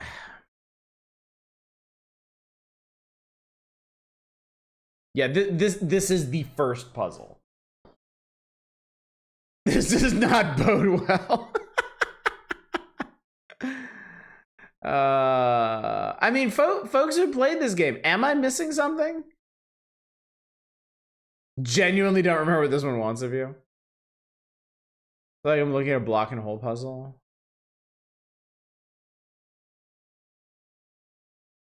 Nothing happens. Like I wonder, there is nothing at the moment for me to do. Is there something else I'm supposed to do? I looked up the answer and don't remember why the answer works. Great. It appears to be an abstract. It looks like a control panel with sliders.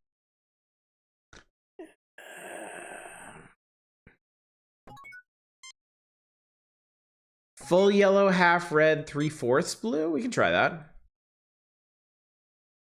I don't know if it matters which way, like where the full or the half is, but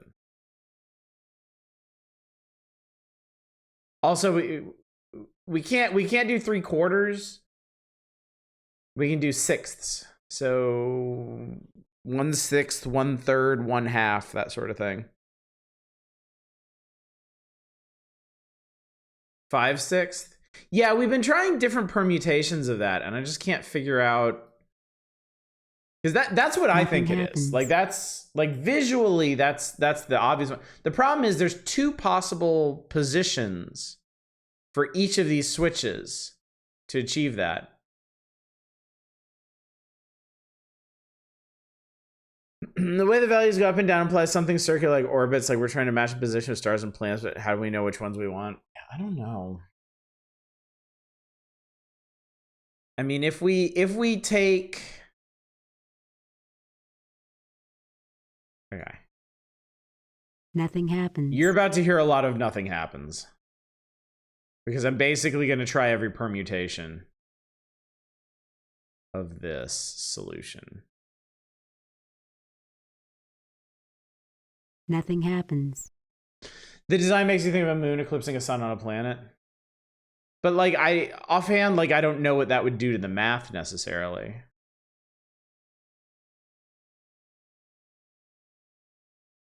Nothing happens. Well, the vertical position is determined by which side of the circle is lit up. It could, but I mean, there's no indication of how that would work out, you know?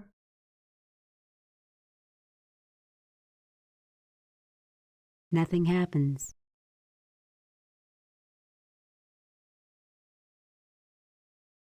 All right, so this time we'll just leave that where it was. Nothing happens. Try making the yellow half.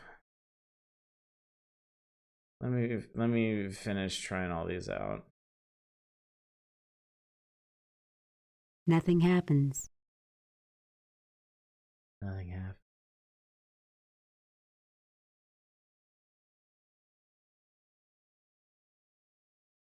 Nothing happens. All right, one last one.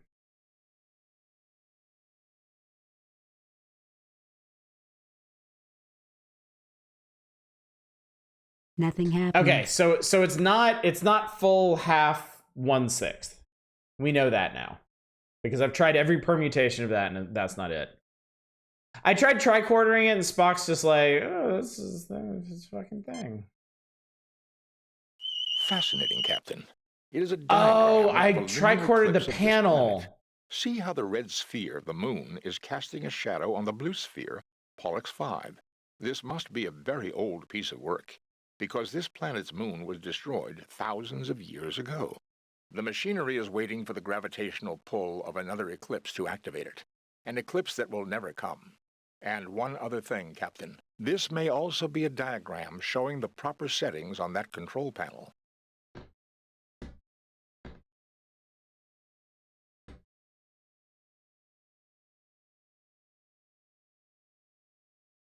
I think if anything, that made me more confused.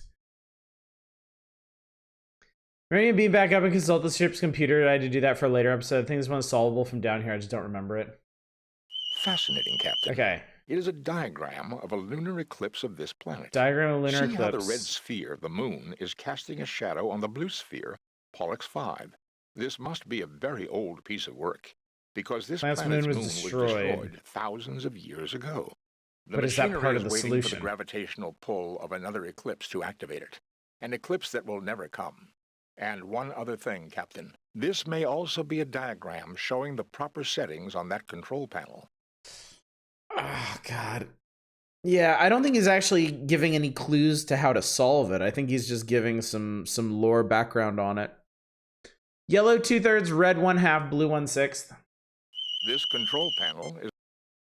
I can try that, but again, because there's two positions for everything.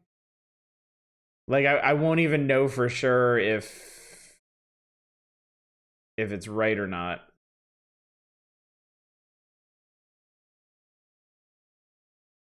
Nothing happens. Nothing happens.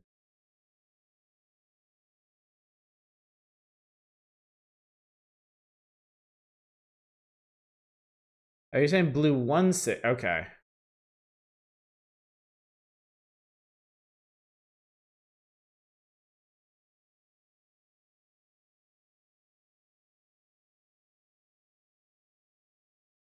Nothing happens. This game is more before QA testing was invented. Oh, it's Star Trek Borg.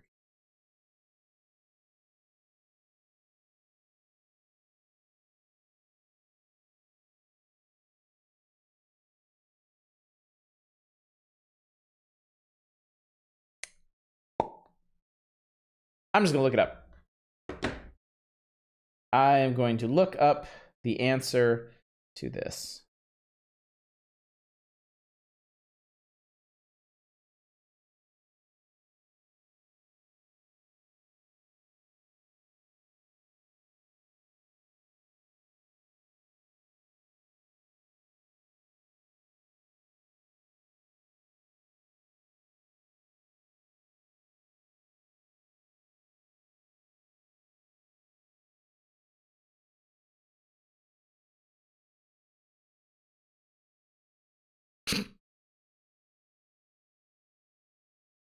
What?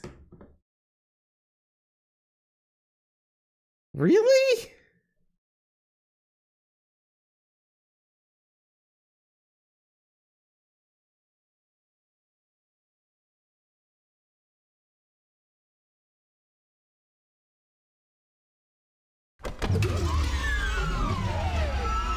Welcome to our home. Thank you for repairing our somnambutron. Stop. You're trespassing on Federation territory. Why? When I looked this up, like all the results were just like, why is this the answer?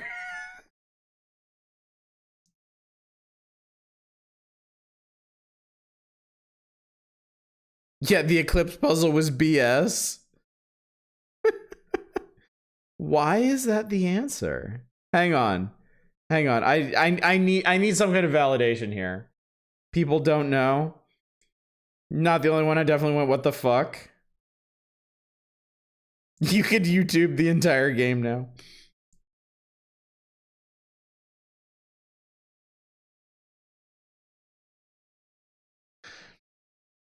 Okay, this person says, my guess is the sliders control the machine keeping the lizards incubated. It must be powered down to let them out. When in those positions, the power drops to just one light indicator each.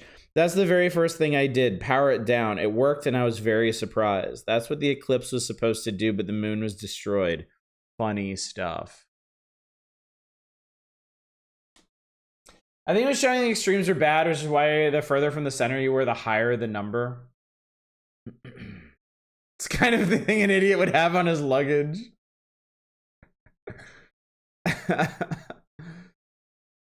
Some site I found is claiming because eclipse means near total darkness, so let's set the lights low. The combination was 111 because they never changed from the default when they installed it. Like,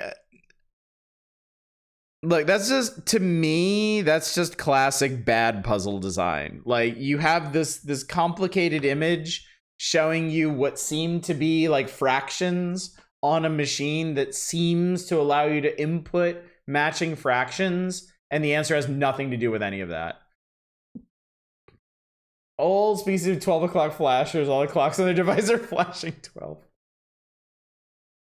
I welcome you on behalf of the United Federation of Planets. Who are you? Where you come from? We did fix your machine. Can we write the repair bill off against rent on this land? Jesus Christ, Kurt. Stop. You're trespassing. Yeah, we're I doing welcome you too. on behalf of the United Federation of This is the era of bad puzzles. Where you come from? Tragically. We call ourselves Nowians. Nowians. Thousands of years ago, we saw that meteor impacts were going to cause an ice age. We created this huge underground shelter to preserve our race, keeping us in suspended animation until the planet had recovered. We programmed the machinery to revive us at the next eclipse, but we did not count on the destruction of our moon. Some advanced civilization. Kirk!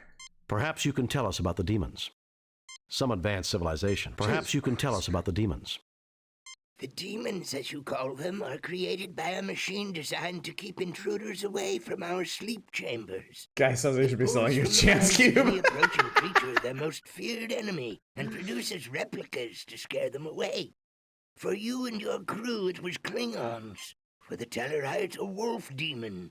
And for the other humans, a demon from their religion.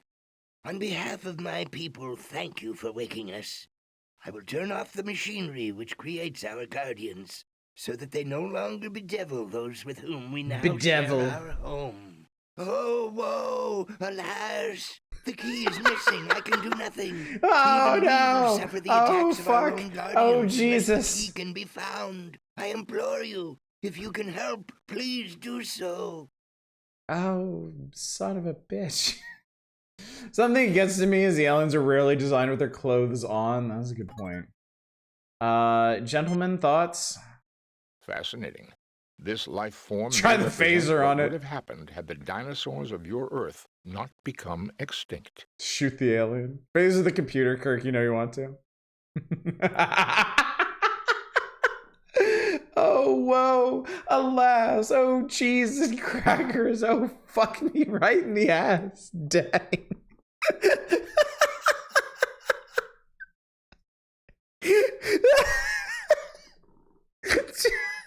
Chat, you ever read You ever read a sentence that's just perfectly constructed to just crack you up? That's what Ms. Roy has just done. Every time I look at that, it's just... Oh, cheese and crackers. Oh, fuck me. Oh, God. Perhaps we should try to communicate with the alien. Good thinking, Bones.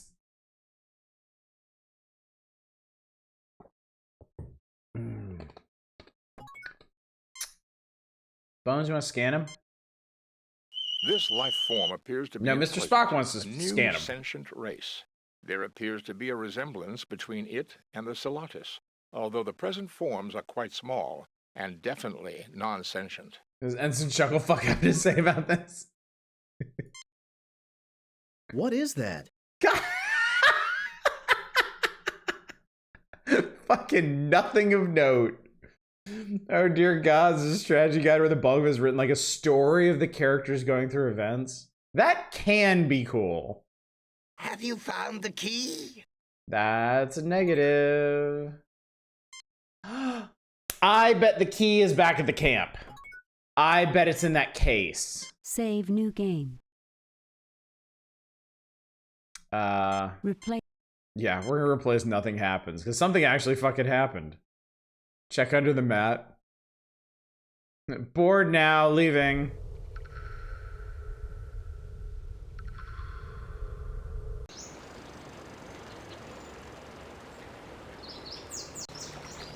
How many limbs will we have to sever to get in that case, though? Good question.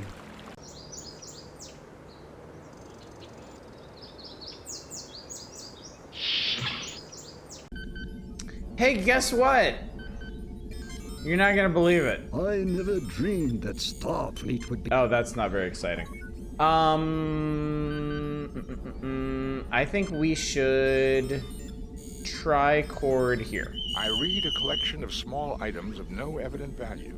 I would characterize this as a small museum display, Captain. Like, are we sure about that? A glass-fronted display of mineral specimens, including a meteorite, a few fossil shells, the skull of a cat-sized alien animal, and a very encrusted twist of metal. I wonder if it's a twist of metal, but I wonder if maybe I did this out of order. Maybe there was more investigation that I needed to do. Like, maybe I could scan the key slot or something. I mean, there's straight up just not many places to go here, so. Puzzle is shown in that story of Spock delivering his little description of the eclipse, then Kirk asking him, can we turn this stuff on? And Spock saying yes. You do it by saying these switches so all the lights are off. No explanation whatsoever of Spock's logic, even in that, just Spock solving the puzzle when Kirk asks. That's funny.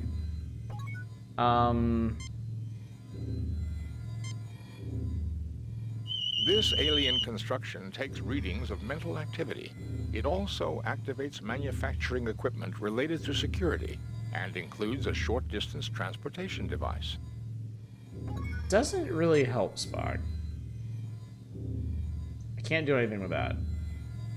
Can I shove a hand in there? Nothing happens.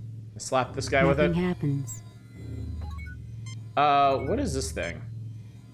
This is his sleepy pod? This seems to be a cryogenic suspension chamber, Captain. Cool. This appears to control... Okay, so we don't really have anything else to work with here.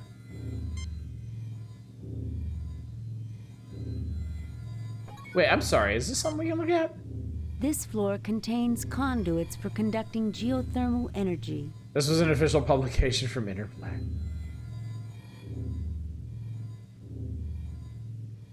The official clue book.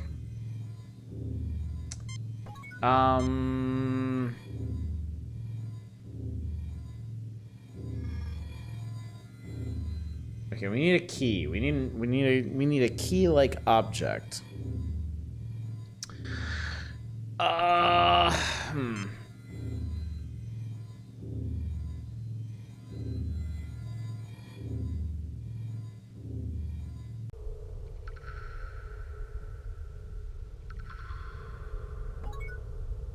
Y'all say anything different out here now? I recommend as thorough an analysis.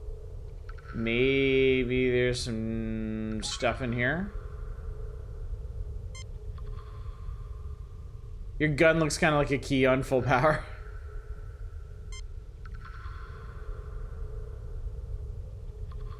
Are we pixel hunting? Nothing to report, Captain. Apparently that's just for the...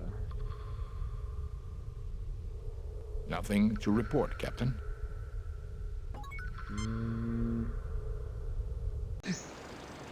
I kind of feel like it has to be at the camp. Like, maybe we just need to talk to those dudes about what's going on in the other building. Fashion a key out of the severed hand, some tulips, and a loose rock fall. I keep thinking the away team members are looking at their phones. Gentlemen, guess what we've been doing?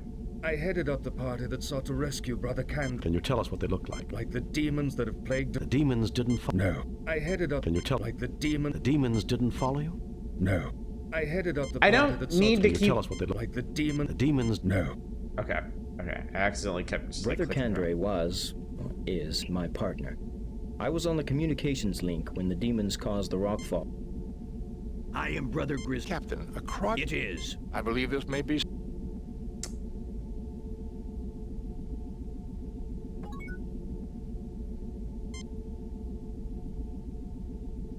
I don't think there's anything new in here.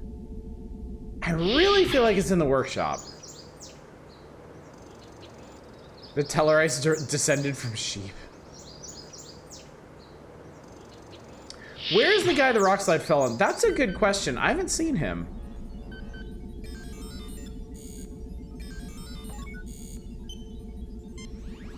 The glass case is locked. Well, open it, dipshit. You are interested Oh, in here we my go. little museum of curiosities? Looks like a pile of junk if you ask me. Jesus Christ, Kurt! Yes, tell us about these things. Where did you find all this? Looks like a pile of junk. Where did you find all this? Here and there. Much of it was brought to me by others exploring widely. Looks like a pile of junk if you ask me. Yes, tell us about these things. I enjoy talking about these treasures. Shall I go into mineral specimens? Oh, Christ. Meteorite, fossil shells, skull of a small alien animal, twist of metal. Or would you rather move on to some twist of metal? Tell me of twist of metal. This chunk of rock is a greatly weathered example of a vanadium tungsten alloy, which doesn't occur naturally. It is my best evidence that the area was previously inhabited. Shall I go into mineral specimens? Okay, I'm not gonna let him chat all the way through these, but I am curious what he says about them. Curiosities, nothing more. Very Shall pretty. I go into mineral specimen? Meteorite. I believe this is evidence of the cataclysm which destroyed the moon of Pollux 5 eons past. Moon like Earth's theoretical model moon based would have on made a total analysis of the eclipse. planet's rings of what things might God have creates been. great Shall wonders. I go into mineral specimen? Meteor fossil shell, one of the oldest forms I've seen on. Shall I go into minerals? Meteor fossil shell, skull of a modern Silati, the largest creature native to this planet, about the size of a house cat from Earth. The Salati. Okay. Shall I go into Button for smash and grab his specimens? treasures. Or would you rather move on? Very well. I can't imagine why, but if you have a further interest in any of this, Okay. take what you like. Here we go, here we go, here we go, But here we please go. remember to return my treasures when you're done Mineral with them. specimens. Alright, Kurt.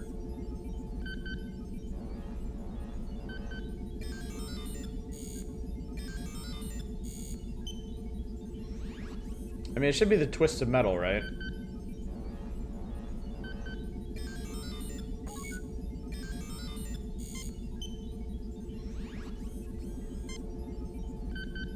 A manufactured vanadium tungsten alloy of considerable age and indeterminate use. It's manufactured, that's all I need to hear. The mineral specimen is pretty. We might be coming back, we might be coming back for like the meteorite or something. If this doesn't work. Shall I go into mineral specimens?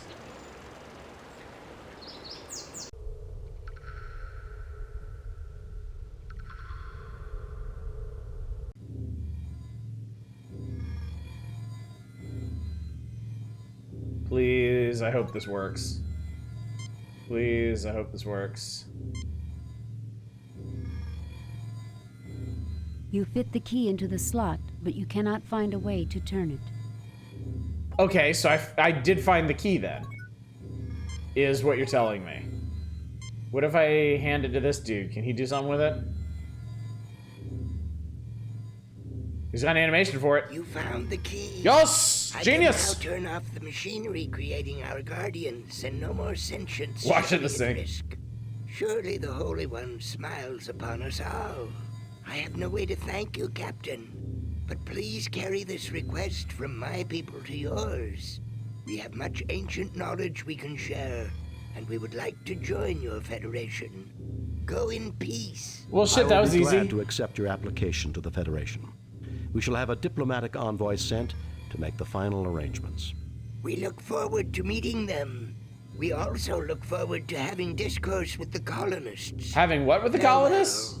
May the Holy One Oh, bless you. discourse. Live long and prosper. Kirk to Enterprise. Beam us up, Mr. Scott.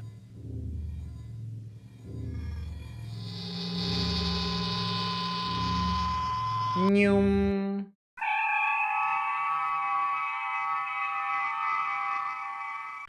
I did it, Chuck. On screen, Lieutenant. We have read your report on the problems at Pollux 5 and evaluate your performance at 97%. 97%, received chat. 3 commendation points. I The got top brass at commendation Starfleet points. Are impressed. Outstanding work, Jim. I might have known there weren't any demons. We all have demons of our own, Bones. The ones we can't confront are often the hardest to deal with. These demons were based on fear, Captain. A human failing. I don't know, Spock. Everything that I've ever read about demons describes them as having pointy ears. Nyum.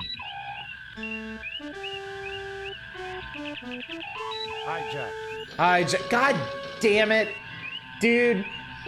Message from Starfleet, Captain. On screen, Lieutenant. All right, hang on. The USS Enterprise is to report immediately to Beta Myamid. Beta the Myamid. USS Masada has failed to report as scheduled.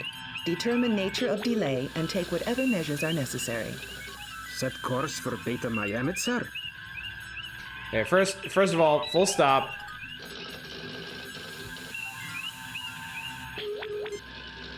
Save new game. All right, the reason I'm like, God damn it, is because there are so many episodes of the original series where the Enterprise gets hijacked, and they don't tend to be the better episodes. Your score counts standard adventure stuff like thorough exploration, also time taken out professionally you were, and whether your red shirt lived or not. You miss giving the alien skull. I think that's it. Yeah, I'll definitely take a score in the 90s, thank you. 10 commendation points to get a free bacon cheeseburger.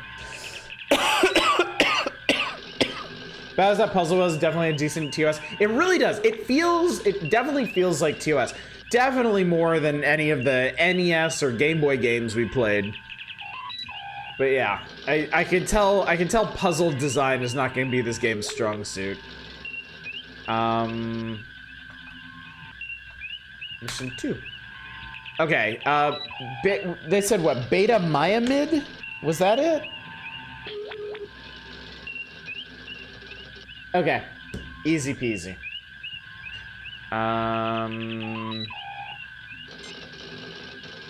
Beta cheeseburger. That Beta Myamid is this one.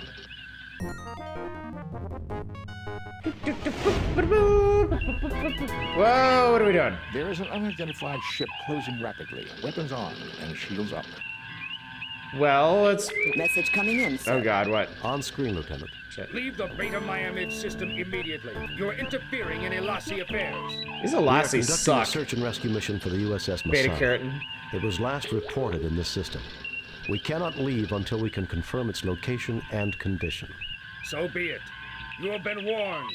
Prepare to die. Raising shields. Arming weapons.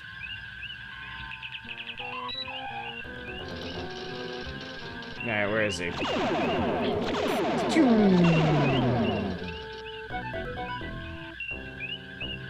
So you're actually also controlling the speed of the Enterprise, too?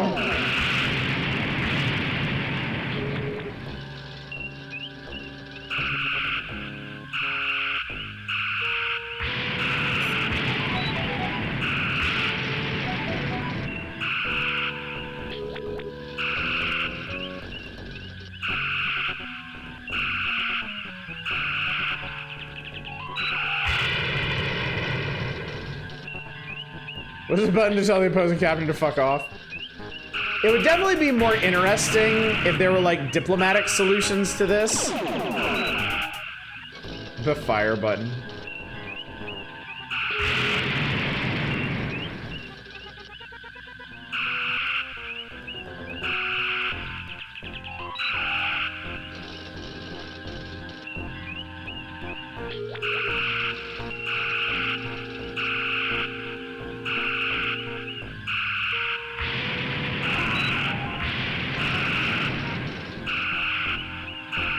Captain, they are fleeing.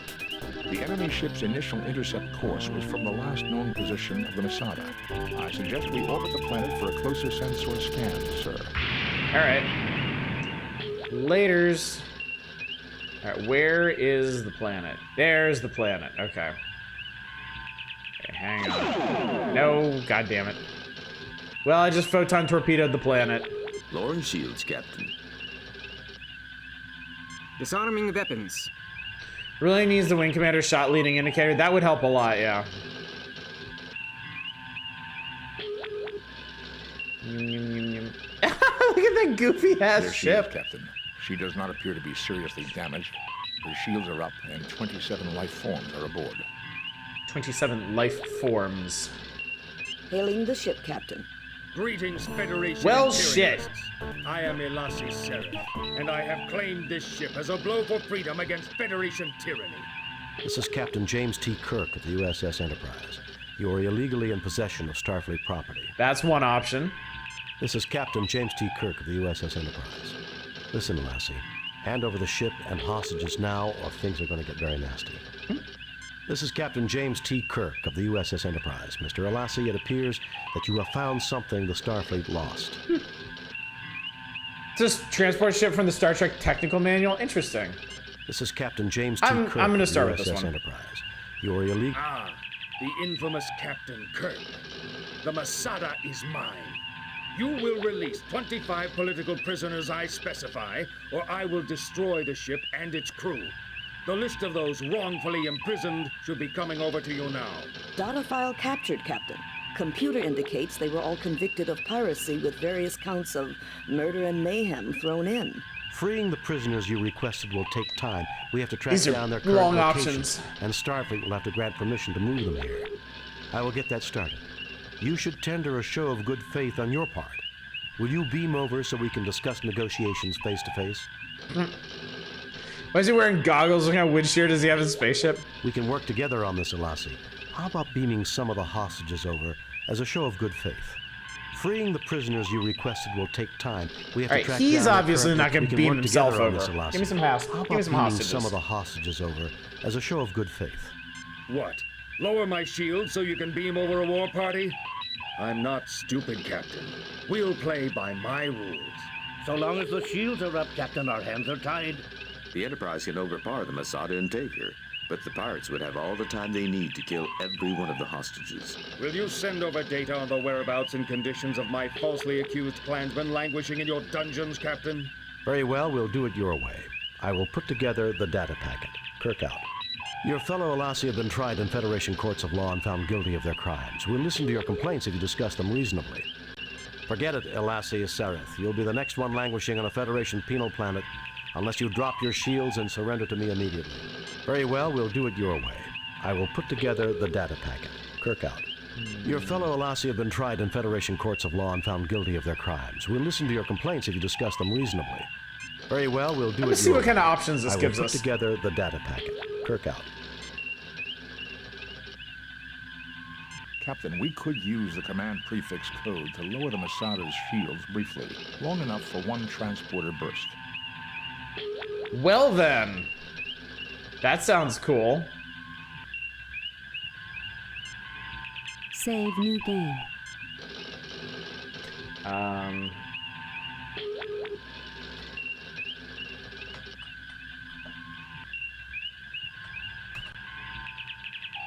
All right. Let's see. How would we go about doing that? Captain, we could use the command prefix code to lower the Masada's shields. Not that.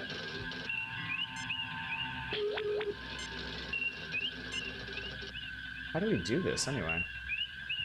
Captain, the Masada's shields is...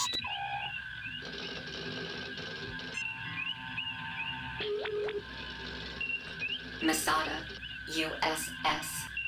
A Federation tug tender. Registry NCC 293391. Currently under the command of Captain Kevin Keeler. Crew complement of 17.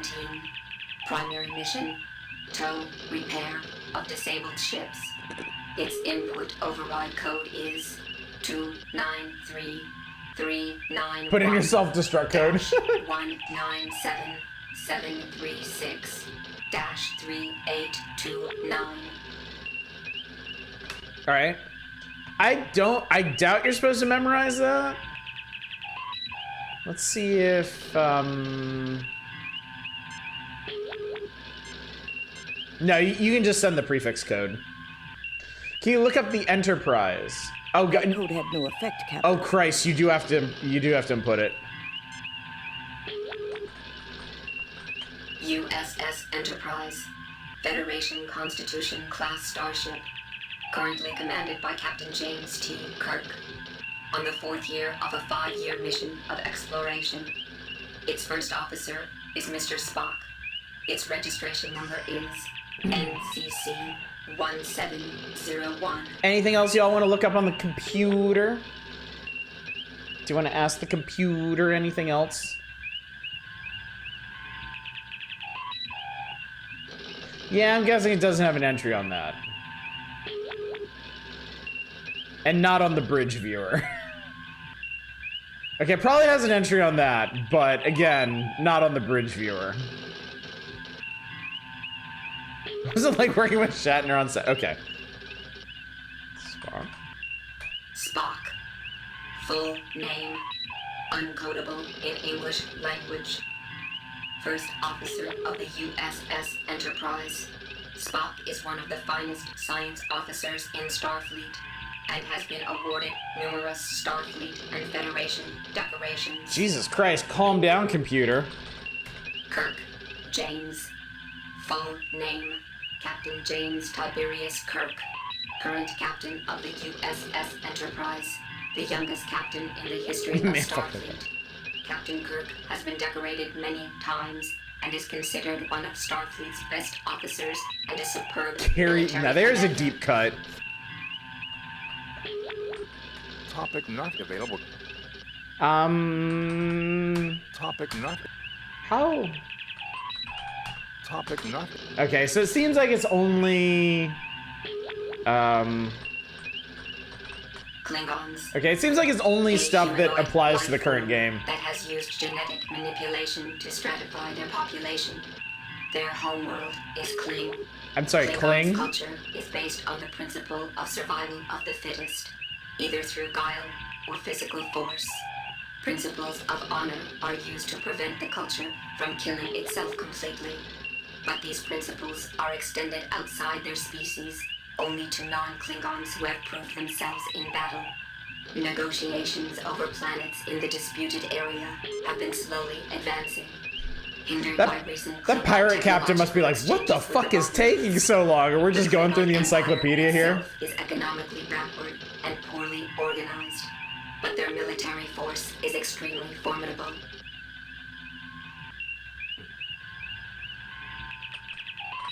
Uhura, full name, Lieutenant Nyota Uhura. Lieutenant Uhura is the chief Elise, that's a good idea, Arcane. of the USS Enterprise. Uhura is 4th in command of the Enterprise. I didn't know and is that. considered an expert computer analyst, specializing in communications equipment and linguistics. Topic not available, Captain. Was it Elassie? Elasi Prime. Oh, that's a star system. A binary star system, which one inhabited planet, Manalvagor, is currently undergoing a revolution between factions which survive from raiding Federation ships and factions that wish to make peace with the Federation. Several continents were colonized centuries ago by the Andorian. The self-determination of the Manalvagorians and the treatment of Manalvagorians? minorities is an issue of considerable controversy. The Alasi clan is the largest clan of Her is technically in charge when and Kirk, have Spock, been and for Scotty are on the 46 ship. attacks on Federation ships in the last 3 years. They use revolutionary zeal Holy to shit. mask their activities as pirates. Starfleet tactical analysis characterize them as being daring and impulsive, but skilled in analysis and planning. In effect, they are very capable of acting in an unorthodox and surprising manner. Not just when human their plans colonists, doesn't sound like fall it. apart.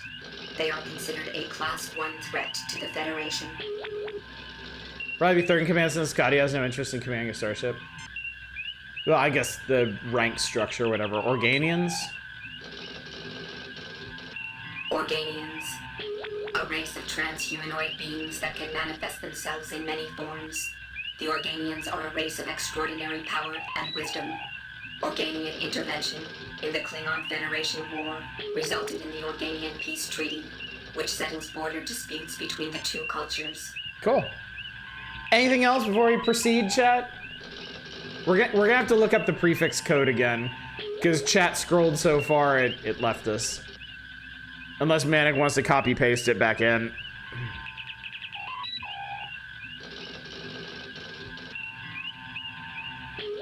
Oh, there we go. I'm not looking up. Okay, we're moving on. You've lost computer privileges, Eva.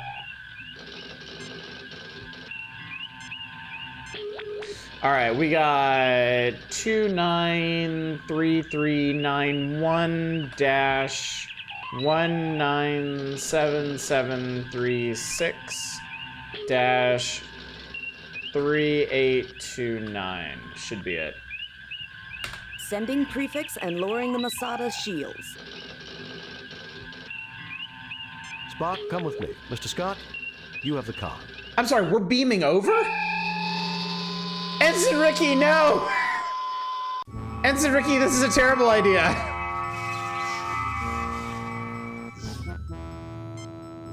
Save new game. Terrible idea, really.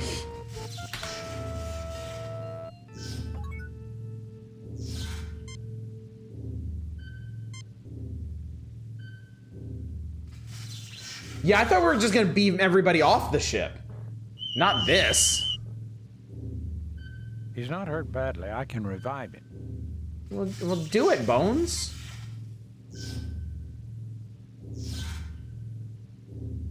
Thank you, Doctor. Be careful, Captain. The Alassi like to set booby traps. If you need any equipment, I've got my tools in this workspace. Oh, hey, neat. I would like your tools, please. But expecting to give an error putting the number without dashes or spaces. Why wouldn't we send the captain, the second commander, or CMO into a danger zone? I don't know what the hell did I just pick up? Eyeball it. Eyeball it. The Runsonate transmogrifier. This device was invented by an engineer with a sense of humor about names. With the proper attachments, engineers use it for temporary fixes on key circuits. Guys sound like an extra. Was there anything else in here? I guess not.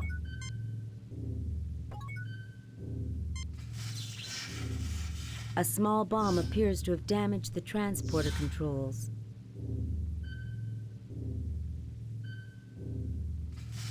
These doors have been scarred by phaser fire. There was a battle here. Runcible fundibular man.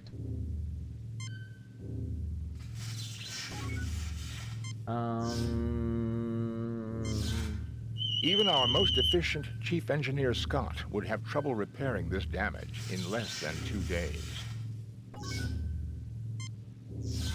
When this operation is complete, Captain, we should have Mr. Scott or Transporter Chief Kyle come here to assist with the repairs. Let's not look too far ahead, Mr. Spock. This is just like their raid on Damocles Station. Hard, fast, and dirty. That's how I like it, too. So this is a different red shirt. Mr. Christensen. Well, Jim, there's one thing I can tell you. I don't like Alassi. I can't see them winning any popularity contests, Bones. They can forget about my vote. Y'all are adorable. Alright, I'm actually gonna save again, because I bet you anything, I'm gonna walk out this door and somebody's gonna shoot me. More space racism, thanks, Bones. Look, he has to contribute something to the dialogue.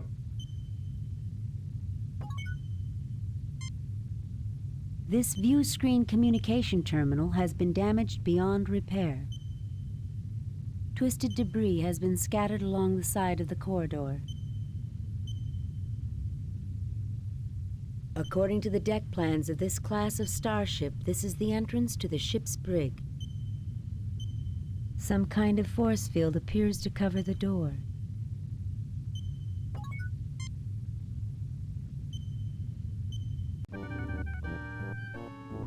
Shit! Hey, what are you doing here?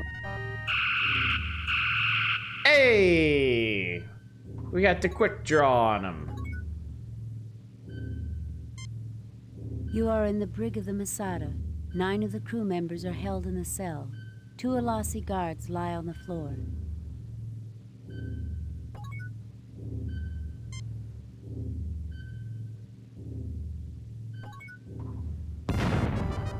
You've set off some type of booby trap. The force field protected you from the blast, but everyone inside the brig is dead. Uh-oh. I was right. It was a terrible idea, really. Way to break it, hero. All right.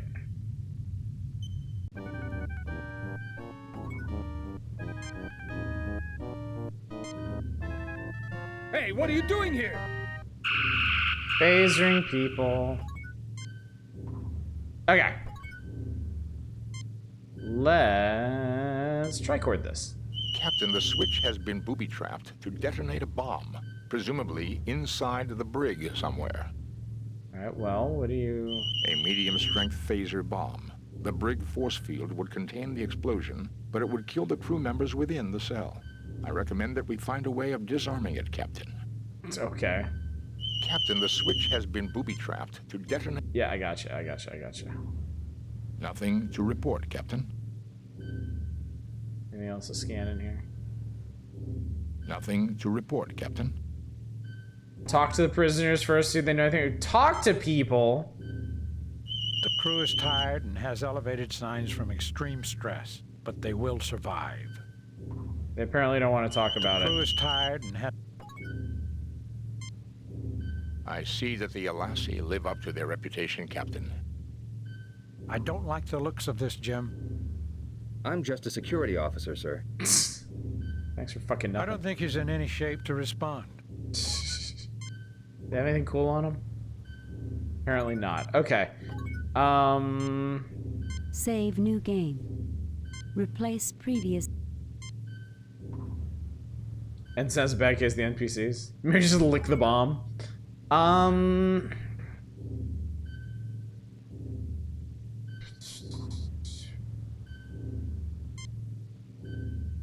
Who do we have to work with? I'm gonna see if this tool does anything. Nothing happens. Ah, yes. Hello, darkness, my old friend.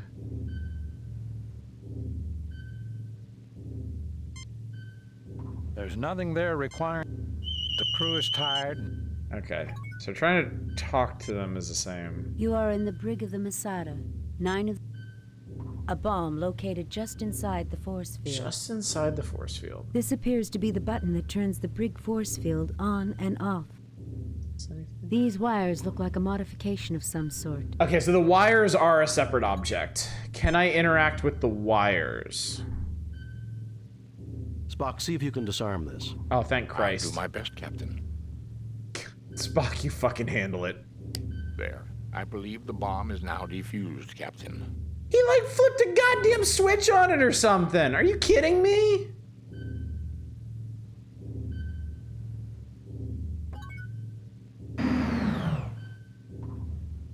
All right.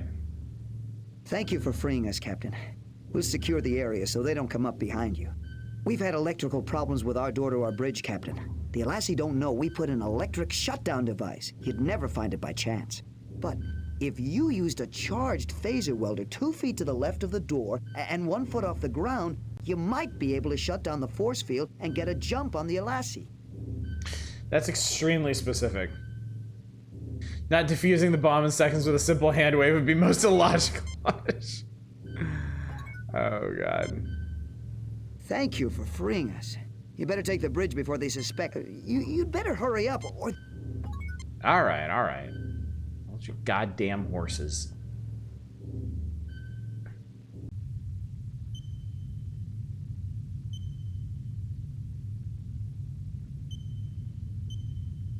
Okay, so there's like a force field up here, and we need to like zappo the wall or something. Replace previous.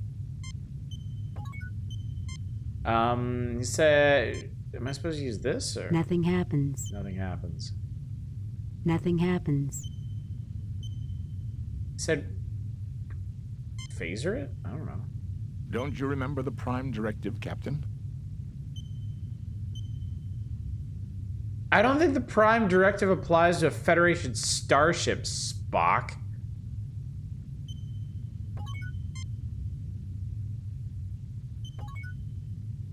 What happens if I touch the door? Nothing.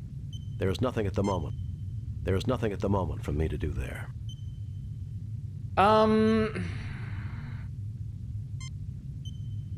Nothing happens. Nothing happens. Nothing happens. Spock. Nothing happens.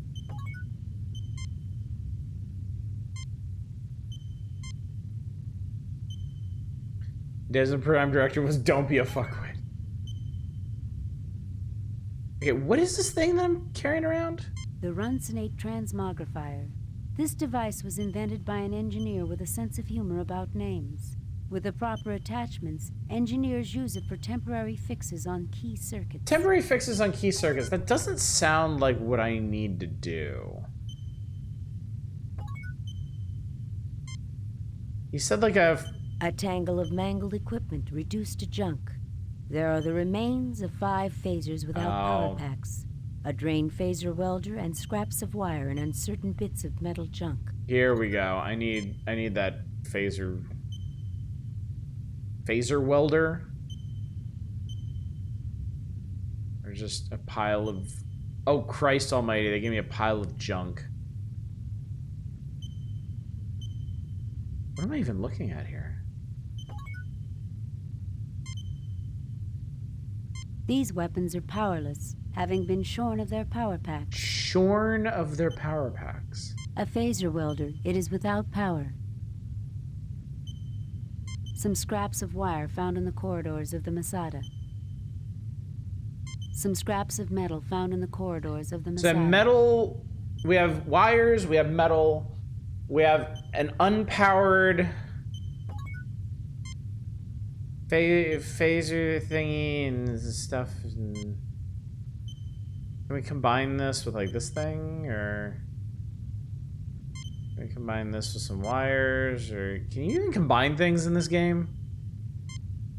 Doesn't seem like it. Phaser welder is now charged. Oh, okay. You can actually do that. Did I just... Okay, hang on. But did I depower my own phaser by doing that? 1 Starfleet regulation phaser type 1. Well, we'll never find out. We'll never know for sure.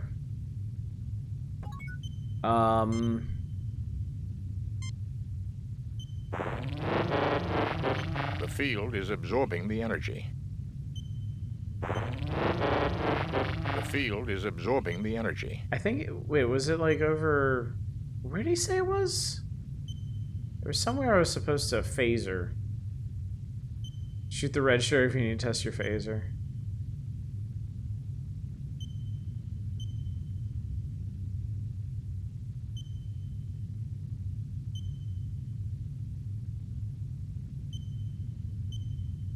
Nothing happens. It's like one foot off the ground and to the left and off the ground or something. Nothing happens. Nothing happens. Is this seriously like a pixel hunt or something? The field is Chat, the field's absorbing the... 1 foot off the ground and 2 feet to the left. I don't...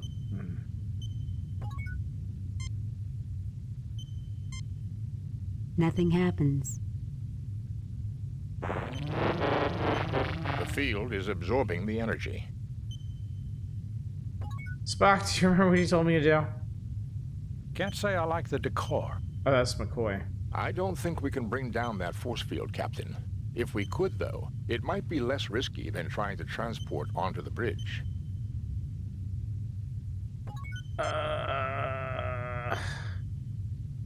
Can that guy tell me again what we were supposed to do? Oh, nice. You'd better hurry. Nah, that doesn't help. You imperialist Federation scum! We will never surrender. Zareth is a great man with a great vision. I spit upon you. Gross. You imperialist. They all say the same thing.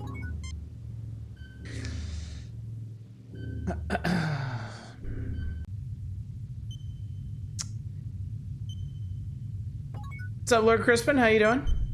Save new game.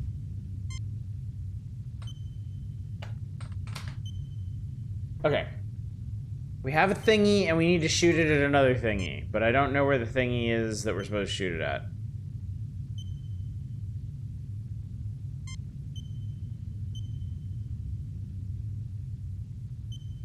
Like, there's this whole... I think the force field starts with the arch. I think it does too. I think it does too. And it seems like if we click anywhere around the force field, it's just gonna shoot into the force field. But then, where was it? Like, it should be like over here or something? Nothing happens. Nothing happens.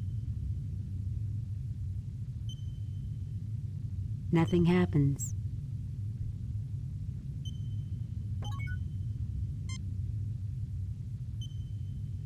Left of the door and a...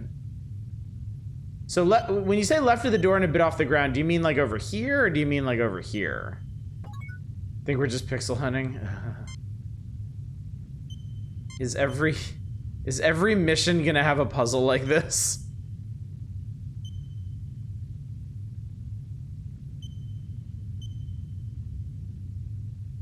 One feet off the ground to the left, like... The field is absorbing.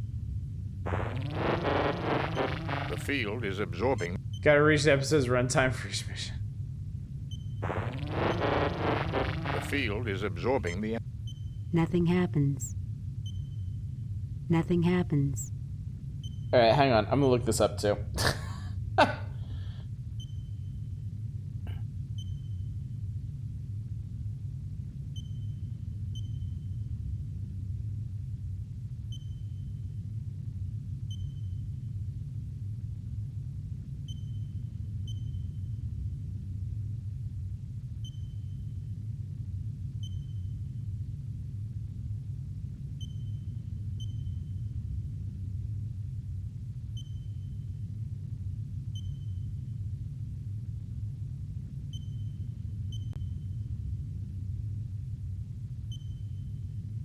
Alright, hold on.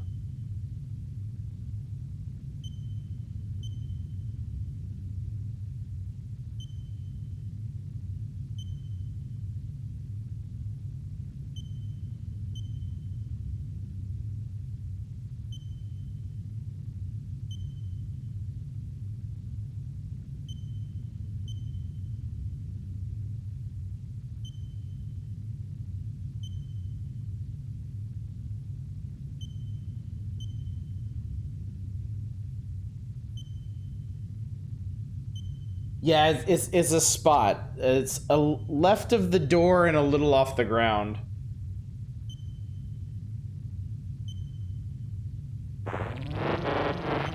That did it. The field is deactivated, Captain.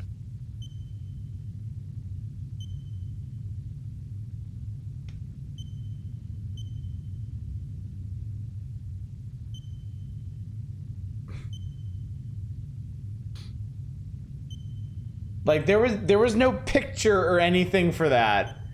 It was that one pixel right there. Jesus Christ. Luck! Pure luck. Save Pure new game. stupid luck. Replace previous game. All right. Anyway, let's do this thing. We got it. We got this. Gentlemen, please hold. Oh, yeah, Ensign Red Shirt. Oh, Jesus Christ. Okay, if Kirk is dead, like nobody else will phase or anybody. Saved game.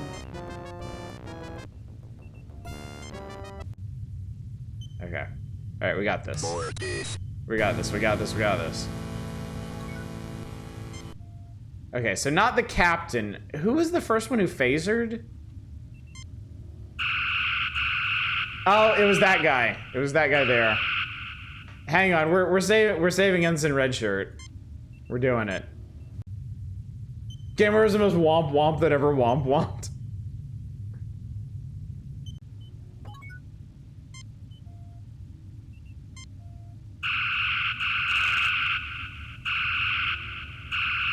Scotty, beam down a security team to the bridge. Okay, We've regained it seems control. like doing it this way, no matter what I do, Ensign Red Shirt gets killed. Aye, Captain.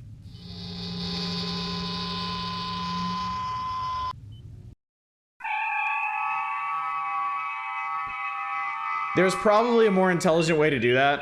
Message from Starfleet, Captain. On screen, Lieutenant. We have read your report on the problems at Beta Myamed and evaluate your performance at 42%. You and your crew received 0 commendation points. I'll be frank, Kirk. Starfleet expects more of you than that. Try to do better on your next assignment.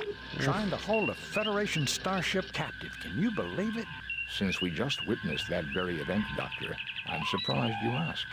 It was a rhetorical question, Spock. That took quite a bit of organization to seize a starship. Think we'll see more of the Alassi pirates? Undoubtedly, Captain. I'm curious about They this. have Hang on. considerable resources to draw on. So do I. Sulu, take us out of there. Because I did notice when I was looking through the walkthrough, there was a bunch of other stuff to do. Love's labor jeopardized. Huh? Priority message from Starfleet. On screen, Lieutenant. A raid across the Romulan neutral zone has placed Starfleet Research Station ARC-7 in jeopardy. Proceed immediately to ARC-7 and determine the status of the station. Good luck, Jim. Okay. Well, first of all, let's save this. Save new game. This is gonna be mission 3. I'll take a couple minutes silence and more than the dearly departed old what's his name. So yeah, there was like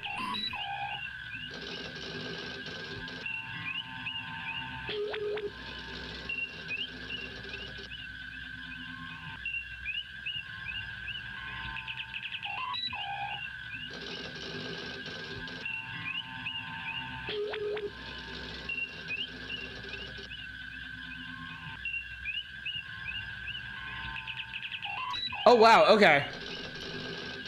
Okay, so there was like, I could have fixed the transporter. I could have taken the bomb that was in the brig.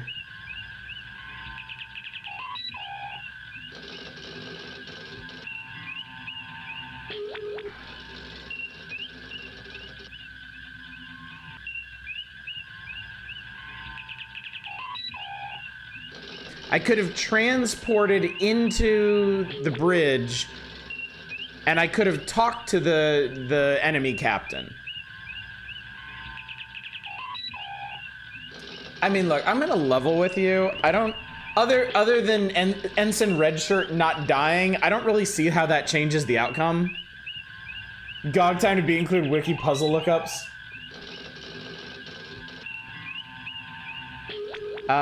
Okay, where the hell were we going? We're going to ARC something.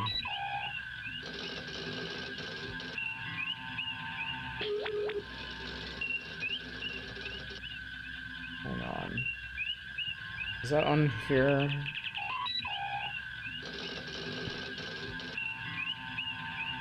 Okay, I think I got it. Red shirts are the key to the stability of the universe. Seems to be this one.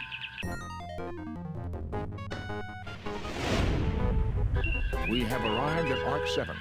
Romulan ship decloaking, Captain. Message from the Romulan ship, sir. Treachery. We are aware of Federation plans. Prepare to die. They're arming weapons, Captain. Shields up, Mr. Sulu. Raising shields. Arm weapons. Arming weapons. Where is he? Oh boy.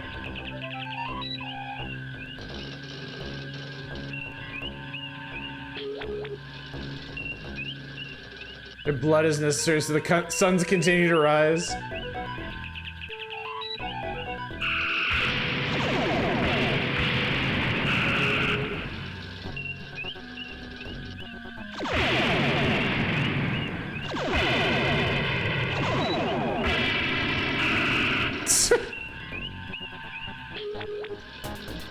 The combat in this game is so awkward.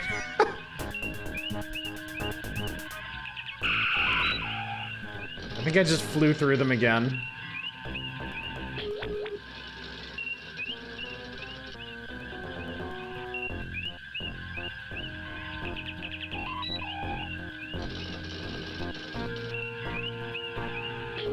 Aha!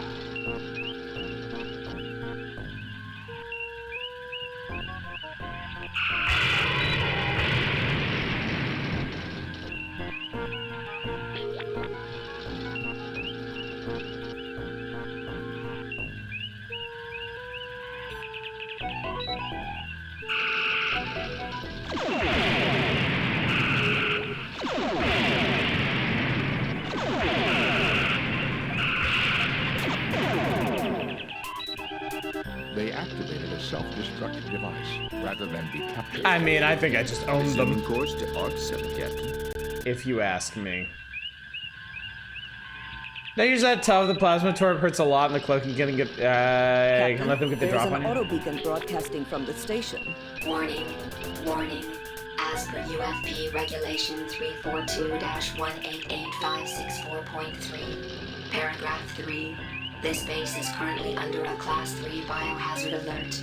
All personnel are ordered to stay away from this base unless they are part of a biohazard response team. Okay, well, first of all, we probably shouldn't shoot it. Lowering shields, Captain. Disarming weapons. Message from Arc 7, sir. I am Centurion Ardea Preax of the Romulan Empire. We have discovered your genocide factory here and have summoned help to destroy it. Our lives will not be sacrificed in vain. Captain, sensors indicate a breathable atmosphere in the space station. It seems that whatever Arc-7's intentions, it managed to create a biohazard that is deadly to Romulans. 17 humans and 10 Romulans are on the station. The humans are all in perfect health, so it seems we can beam over without any fear of contamination. All right, well, let's do it then. Spock, come with me. Mr. Scott, you have the con. All right, good. We've been supplied with another handy red shirt.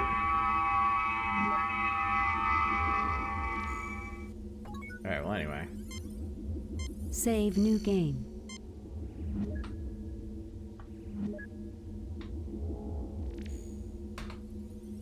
Although it's not also deadly to Vulcans, we probably should check that first, yeah? A Romulan bird of prey hovers menacingly on the view screen. Their ensign. What's this guy's name? Lieutenant Ferris watches the exits carefully. I'd be nervous if I was him. McCoy is fidgeting around. Spock is analyzing the surroundings. As I'm sure he always does. This is a heavily secured door leading to another section of the station. Its access code has been breached. This is a standard door leading to another room on this deck. Ferris Ensign's day off. This computer terminal is linked into the station's main computer. It is currently running an open file of log programs. This computer terminal is linked into the station's main computer. Yeah, okay. You are on the bridge of the... This is the bridge. Alright, well, I guess it's time to start tricording everything. Nothing to report, Captain. It's a goddamn bird of prey, The Spock. main computer banks of the Arc-7. It looks like someone has recently been rummaging through the main databanks. Rummaging? Nothing to report, Captain. Alright, well that wasn't super exciting.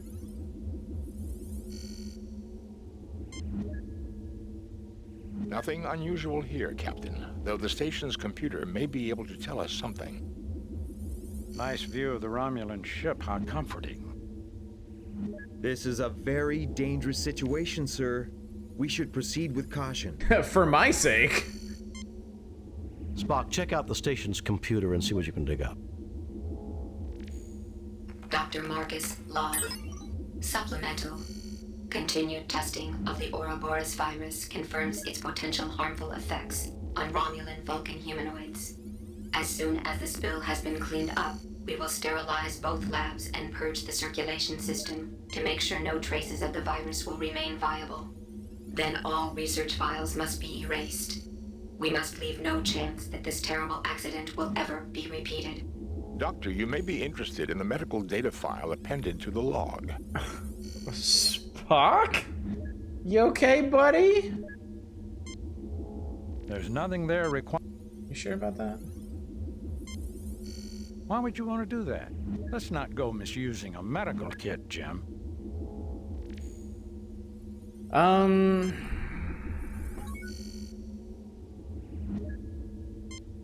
It is bolted down. Yeah, I don't need the... Spock, check out the station. We already did that. Shit. Dr. Marcus Log. Doctor, you may be interested in the medical data file appended to the log.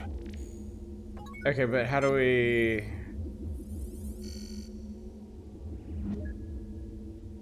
Is there a way to obtain the data file? The main computer banks of... Nothing to report, Captain. Just shoot it, it'd be in game folders. It's like jury-rigging the transport and choosing open dialogue with Captain Buttface was the path they wanted you to choose. I guess I probably still could have opened a dialogue with him instead of just phasering everybody at first, but... Oh well. Talk to McCoy, maybe? Nice view of the Romulan ship. How comforting. So the thing is, I can't use specific people on the computers. Like, I think tricorder is Spock and little sensor thingy is McCoy. But if I try to use McCoy on this, nothing there requiring a ship. It doesn't do anything. I'm picking up some kind of virus. I can't identify it without more information. Oh, okay. So I can use McCoy on Spock. Packet of coupons from the Quaker Oats folks came in, spoke with an agent over the phone. They told me you can request coupons once a month. Hey, that's cool.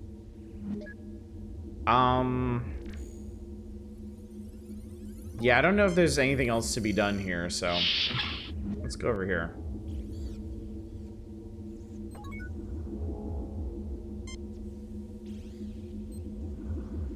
Becomes relevant, apparently Interplay at some point released a patch to this that makes space combat skippable. This is a nice. distillator used to isolate specific compounds from raw material. A device to accelerate neutrinos. Not much good for anything else. This is an access ladder. It appears to lead to the next deck below. There's a lot of stuff in here. This chamber is where virus samples are placed. I can already tell we're gonna have to use all this bullshit to synthesize a cure for This Spock. is a large refrigeration unit. I can feel it in my bones. Jim, this lab is incredible. What I wouldn't give to have some of this equipment on the Enterprise. This is a very well-equipped laboratory, Captain. Perhaps Dr. McCoy could be of some use here. This level appears deserted, sir, but I'm worried about a Romulan counterattack. They outnumber us. This is a large engineering safety door with heavy shielding. Its entry codes seem to be breached. Okay.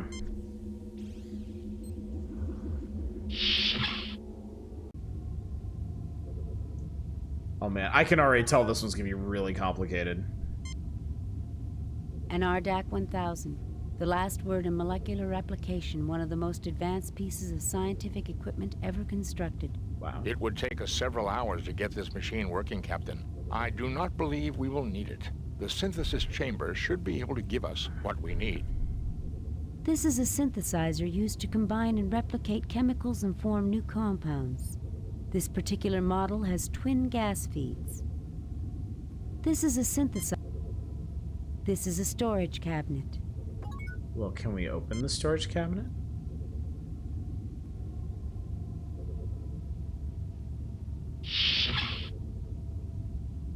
What is that? A small field effect anti-gravity unit useful for moving things too heavy to lift and carry by muscle alone. Well, let's have it.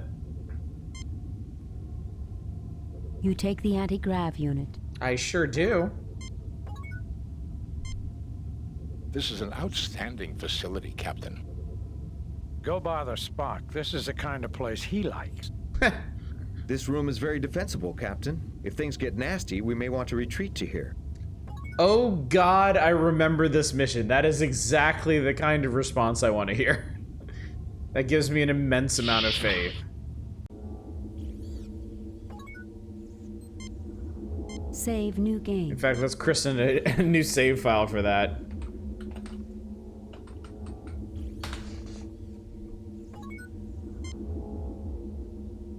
Can we open this? We can. What's in here?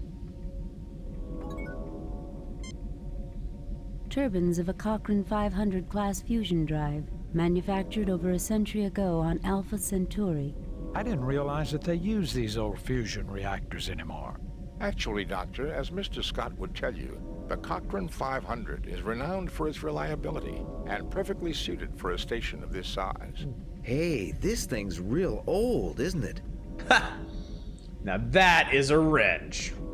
You blame the ensign for knowing the place to go and hide and avoid death off the top of his head? I really cannot, no. It's a standard adjustable metric socket wrench. Doesn't look very adjustable to me, but whatever. This is a screen and filter for the ventilation shaft. Yeah, wrench. Everything's going into inventory.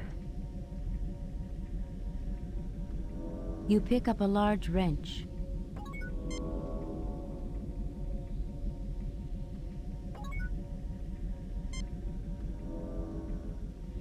The panel opens. You see a gas tank labeled N2 with its feed lines running deeper into the wall. Man, this is gonna get real. This is gonna get so complicated. Oh shit, we're on a timer, aren't we? Spock is analyzing the surroundings.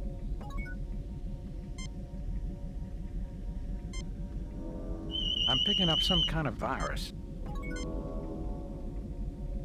Yeah, there's some kind of experimental virus on this station that affects Romulans and Vulcans, and yeah, nobody seems to have acknowledged this openly, but watch out, sir.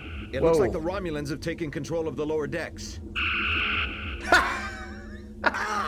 Load a previously saved game. Okay.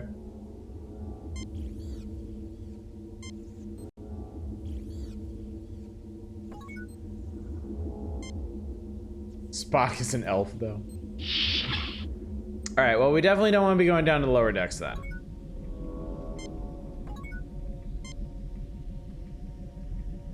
Chemlet H2 and O2 in the wrench room and nitrous, yeah. You pick up a large wrench. The panel opens. You see a... We sure do. Turbines of a Cochrane 5... I didn't realize... Actually... Hey, this thing's old. Captain, the fusion reactor doesn't seem to have been tampered with. I suggest we leave the controls as they are. Oh, the station's fusion reactor. Very nice. What are we going to tour next? The ventilation system? As a matter of fact... Sir, I'll watch the door so we don't get cornered. You'll be the first to get blasted.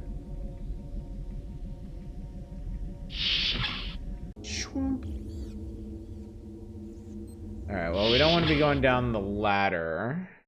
Let's open this. Oh, and this takes... Okay. Well, that doesn't leave a whole lot to do, does it? I feel like we really need that data file. This computer terminal is linked into the station's main... But I feel like I don't... So if I use a computer,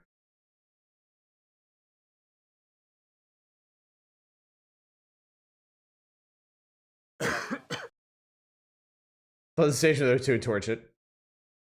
Dr. Marcus log. So we get the log again. Supplemental. Doctor, you may be interested In the medical data file appended to this log. Nothing unusual is detected.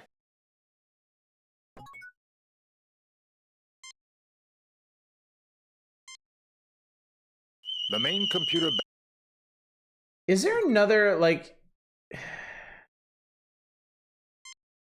Am I actually missing something here? Is there actually a way to get McCoy over here? Use icon and then McCoy? Oh, that's... Okay, okay. That's what I was missing.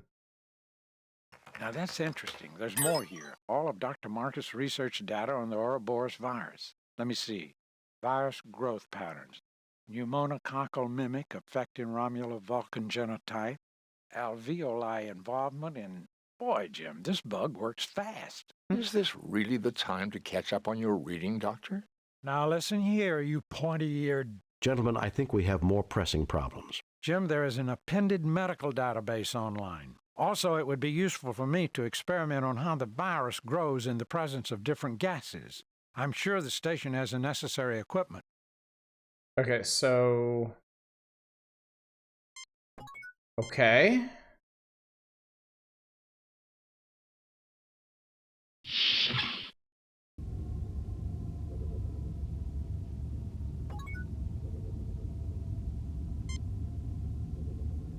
Do you want to use this thing? I certainly see nothing there calling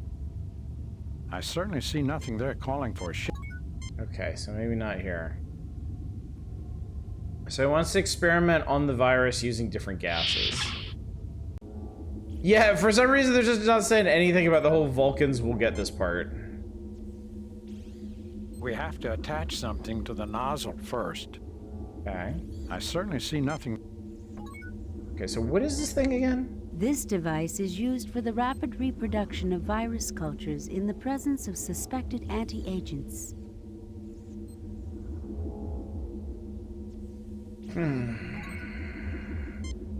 Also, can we actually go in the freezer unit?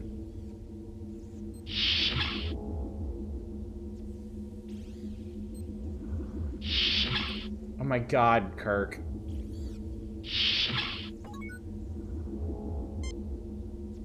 This refrigerator has a number of specimen dishes inside. Okay, so maybe we need McCoy to go screw with that.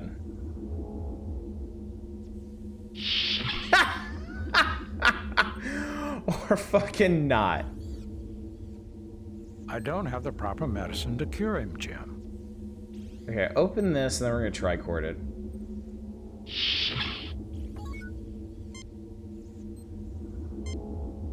Nothing to report, Captain.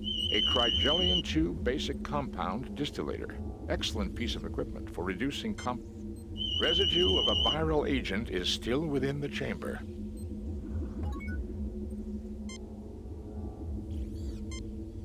There's nothing there requiring...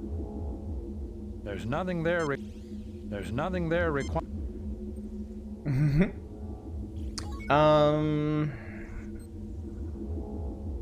Okay, so... Alright. We need a sample of virus, right? We need a sample of virus and something to test it on. They said there's virus residue in the chamber here. I assume it's not something you just pick up, right? The nozzle is empty. What do you attach to this? There's some thingy-doos in here that we didn't really...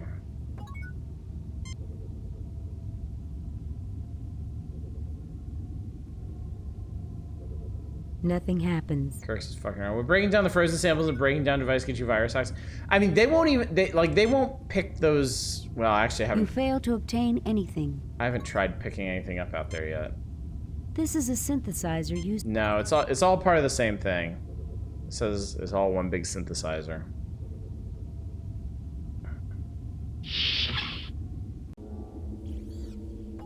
Okay, so pick up. You take the Ouroboros virus culture. Okay, there we go. Okay. And then... put that in there. That nozzle is for anti-agents only, Jim. What about in here? This one has a 30-step solution. Perfect. Excellent. Wonderful.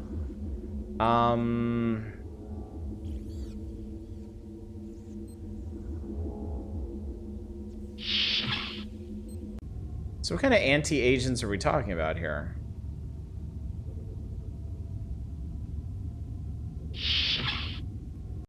First 25 steps are just figuring out how to make McCoy look at the log. Jim, this lab is incredible. Yeah, I get that. I get that. We have to attach something to the nozzle first. Yeah, but what?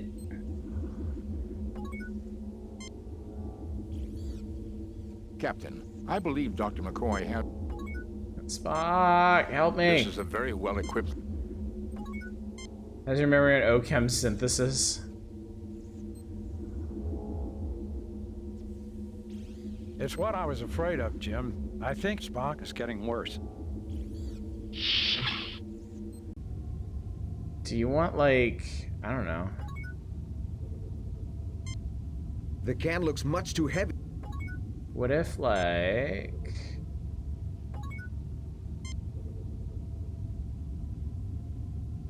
do we need to wrench this? Nothing happens. Nothing happens. You attach the anti-grav unit to the gas tank. It can be moved freely. You slurp the virus sample.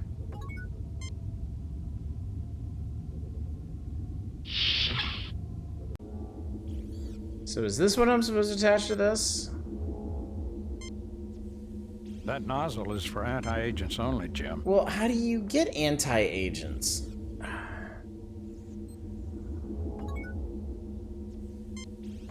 Is there more stuff to grab out of here? You take the Ouroboros virus culture. No, it's the virus. Okay. You have Spot put his hand dramatically on a window as he dies. I certainly hope so. I certainly hope so. Is there another part to this area? Somewhere else we need to go? We can walk over here and just vanish into the ether.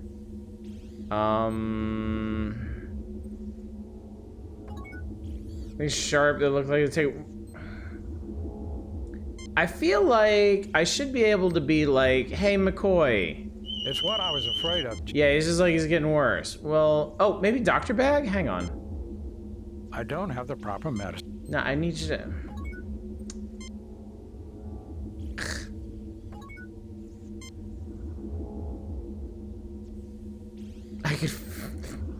I could phaser him.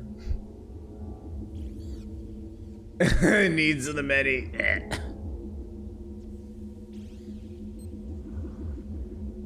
Where are we gonna get...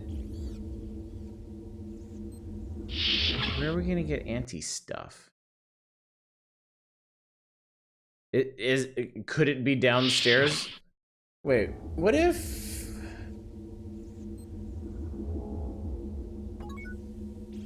Maybe we need to get downstairs. Maybe that's the problem. Maybe I do need to go in here. It's one part of this puzzle is kind of bullshit. I can't tell you how surprised I am to hear that. Also, can I use this? Is this anything? Turbines of a Cochrane 500 class fusion. I didn't realize that they use these. Actually, Doctor, as Mr. Hey. I mean, I don't think we're even to that part yet, are we?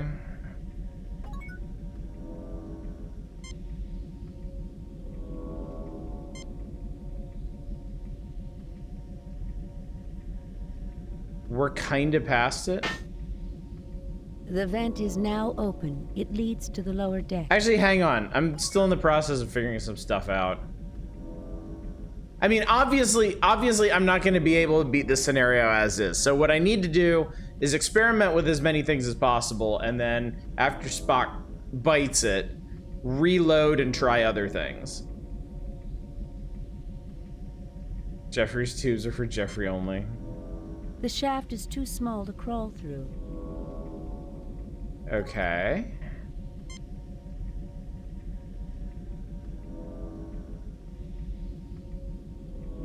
So I made a ventilation shaft that's too small to crawl through. That's great. Hey, can I take all of these now that I'm thinking about it? The anti-grav unit hums and emits the stink of ozone before it fail-safes. The unit cannot lift something fastened to the body of the station, Captain. The tank must... Oh, right, yeah. You gotta detach things first. The tank detaches easily. I guess this made it easier to replace the tank every so often, eh, Captain? Very astute, Ensign. I'm glad you're able to... You attach the anti-grav unit to the gas tank. It can be moved freely. It sure beats hauling it around on our backs, sir. I'm sure glad you could provide all this insight to us before your untimely death. Actually, this time, I think the Ensign's gonna outlive Spock. Okay, so... I can get a bunch of gas tanks. Nothing happens.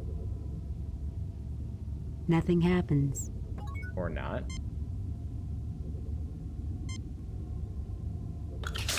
Oh, I guess this one got detached when I detached the first one. To the gas tank.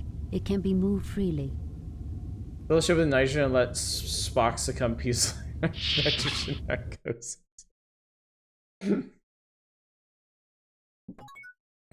Alright, was there anything else over here? There sure are a bunch of screens and such. They've been real helpful indeed. Those tanks are real heavy.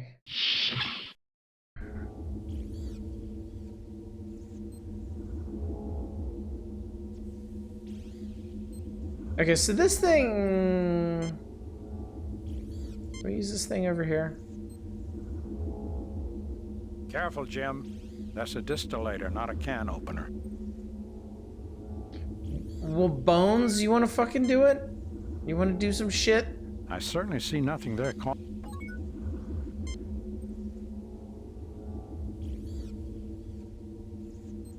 Should I have a gas canister in the vent?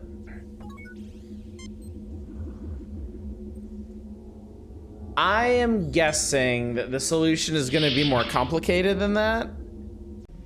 It's probably going to be we're going to have to create some mixture of something. But, I mean, let's find out. Let's shove a nitrogen canister in there. Nothing happens. Yeah, nothing happens.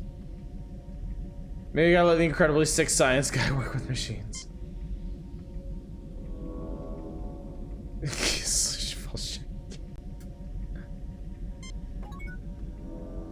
I suppose we can just... No, we can't do anything with this. I have not been tricordering a lot of things, to be fair. Nothing to report, Captain. Because there's nothing to report, obviously. The fusion reactor is functioning at peak. Okay. Nothing unusual is...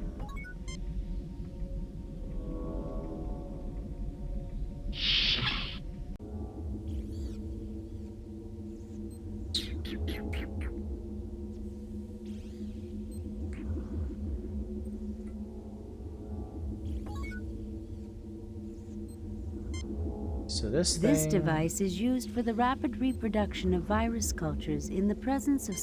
Okay, so if we had an anti-thing, that would do a device to accelerate neutrinos. Not much good for anything else. Can I accelerate some neutrinos?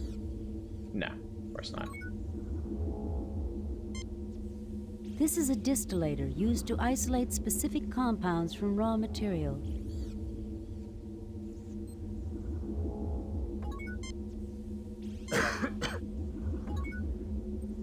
Return back to your ship and ask what anti-stuff is. Maybe?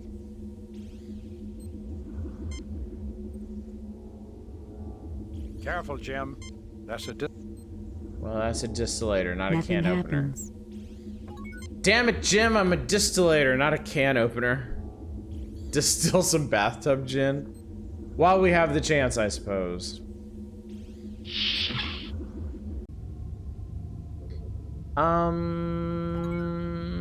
Does this thing do anything?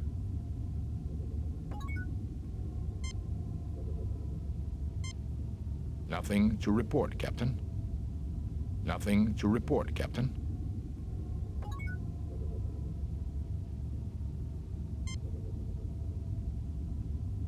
I fail to see the logic in that action, Captain.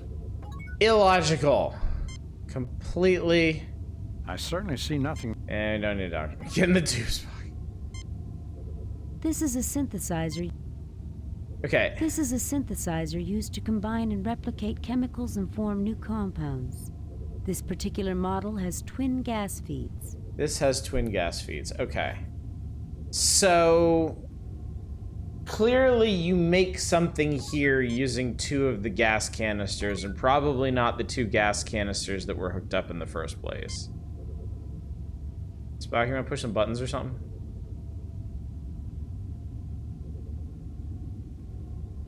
Nothing happens.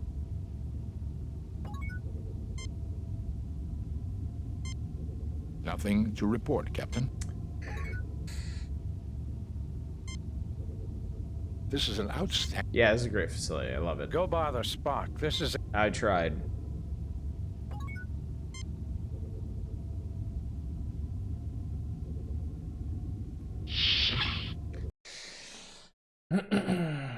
I'm missing a fundamental part of this, because I'm not even entirely sure... Check out the... Oh god, I'm just gonna get that log again. That's all. Please select subject file, Ouroboros virus. Or I'm not. TLTDH gas. Cool, now the computer Nitrous just oxide. tells you all the things you need. Ammonia.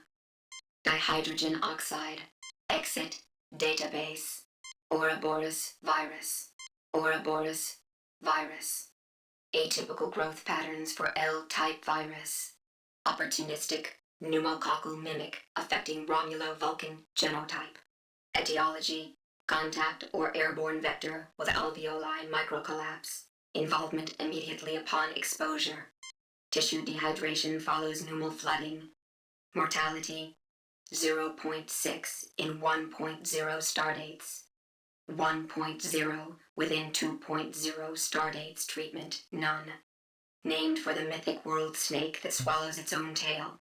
Please select subject file. Fascinating. Ouroboros TLTDH gas. TLTDH gas.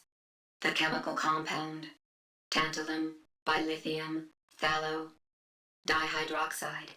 Colorless. Odorless. Non-flammable. Gaseous at 1 atm. And temperatures within a human norm.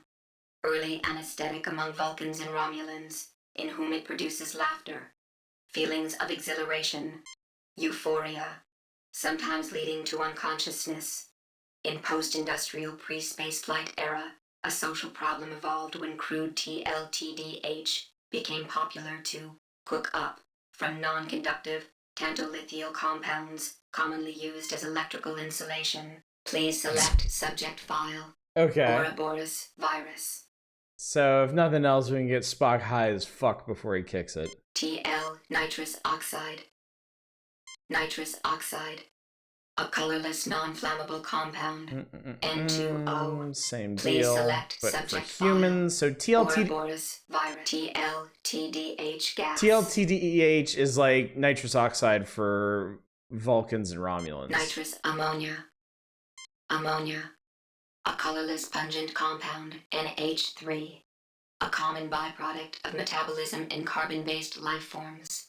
Liquid or gaseous at 1. Please select subject file. You can just still ship Ouroboros insulation and make virus. N2 or something. TL nitrous ammonia exit. Dihydrogen oxide. A colorless, tasteless, non-flammable. Please select Ouroboros virus. Ouroboros. Oops, Please okay. select subject file. Okay, so we're done here. Ouroboros exit. Data. So, does that change what I can do with the synthesizer, I wonder?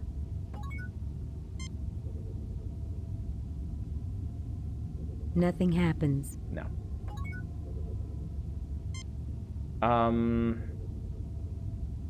Actually, if they listed the chemical compound for TLTDH, I missed it. Spock, check out the station's...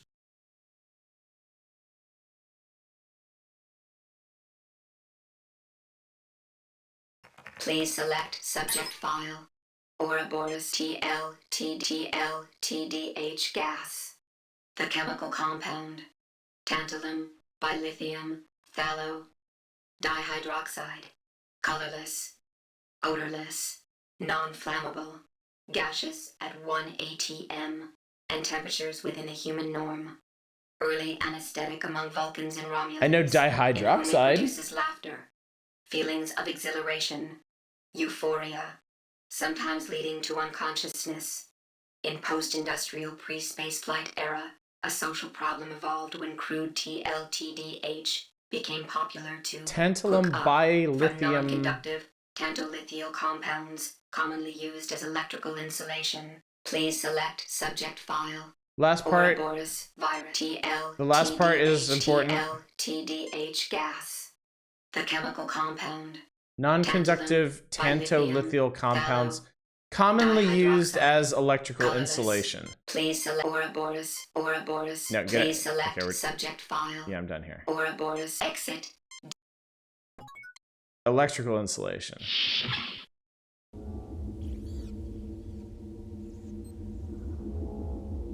So if I can pull something, if I can pull something apart and get insulation out, Nothing happens.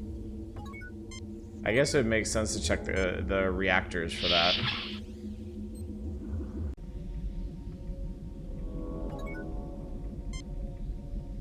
Just take a fucking wrench to it. Nothing happens. Nothing happens. Nothing ever happens around here.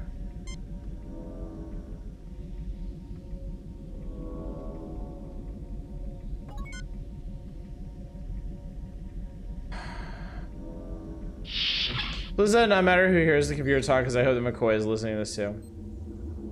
Big ugly cables for the otherwise useless particle. So these green ones, yeah? Can we actually look at those specifically? A device to accelerate. No, it's just accelerating neutrinos. A device to Other pipes and stuff. I don't know. Okay, I think I'm gonna save and stop here for the night. Again, I'm not gonna be able to beat this scenario from here, I don't think, unless Spock is not actually on a timer. Save new game. But I think there's more to figure out here.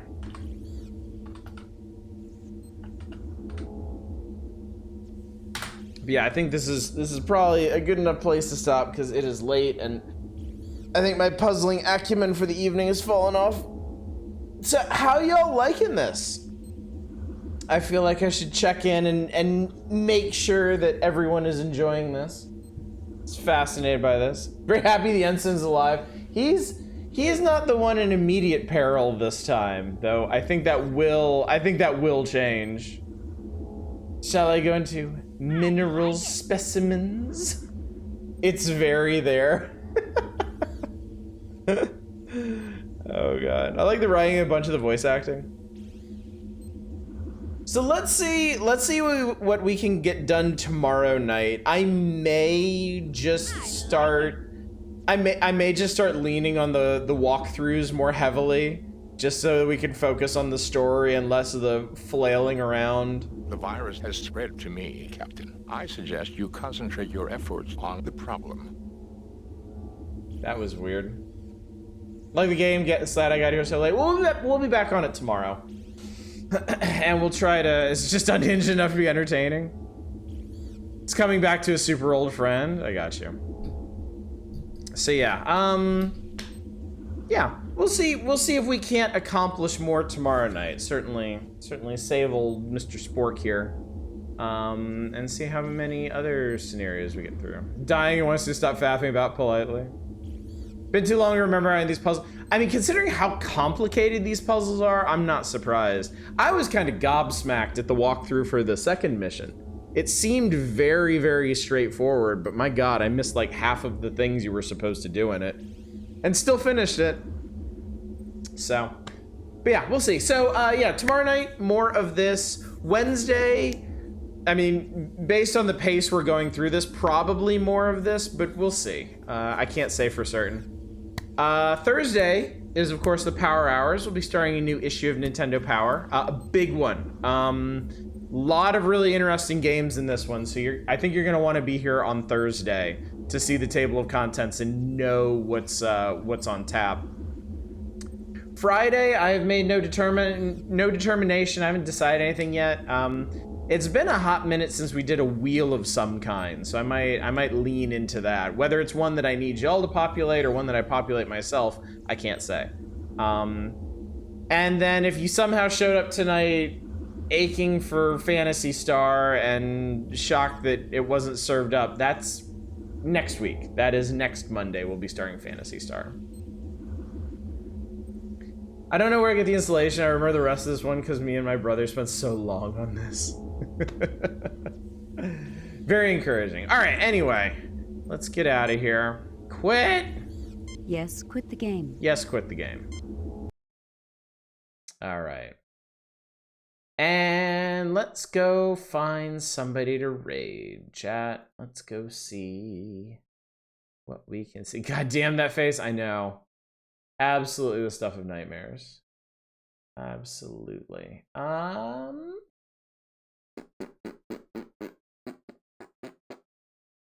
Well, it's been a while since I last visited Blue Zest, and Blue Zest is playing Subnautica Below Zero, it seems. So let's go hang out with them and see how they're doing. It's been a while since I played Subnautica Below Zero. I played through the original Subnautica several times, but Below Zero I only went through once. I didn't actually like it as much as the main game, but it would probably be worth playing again sometime, just to maybe find anything that I might have missed the first time.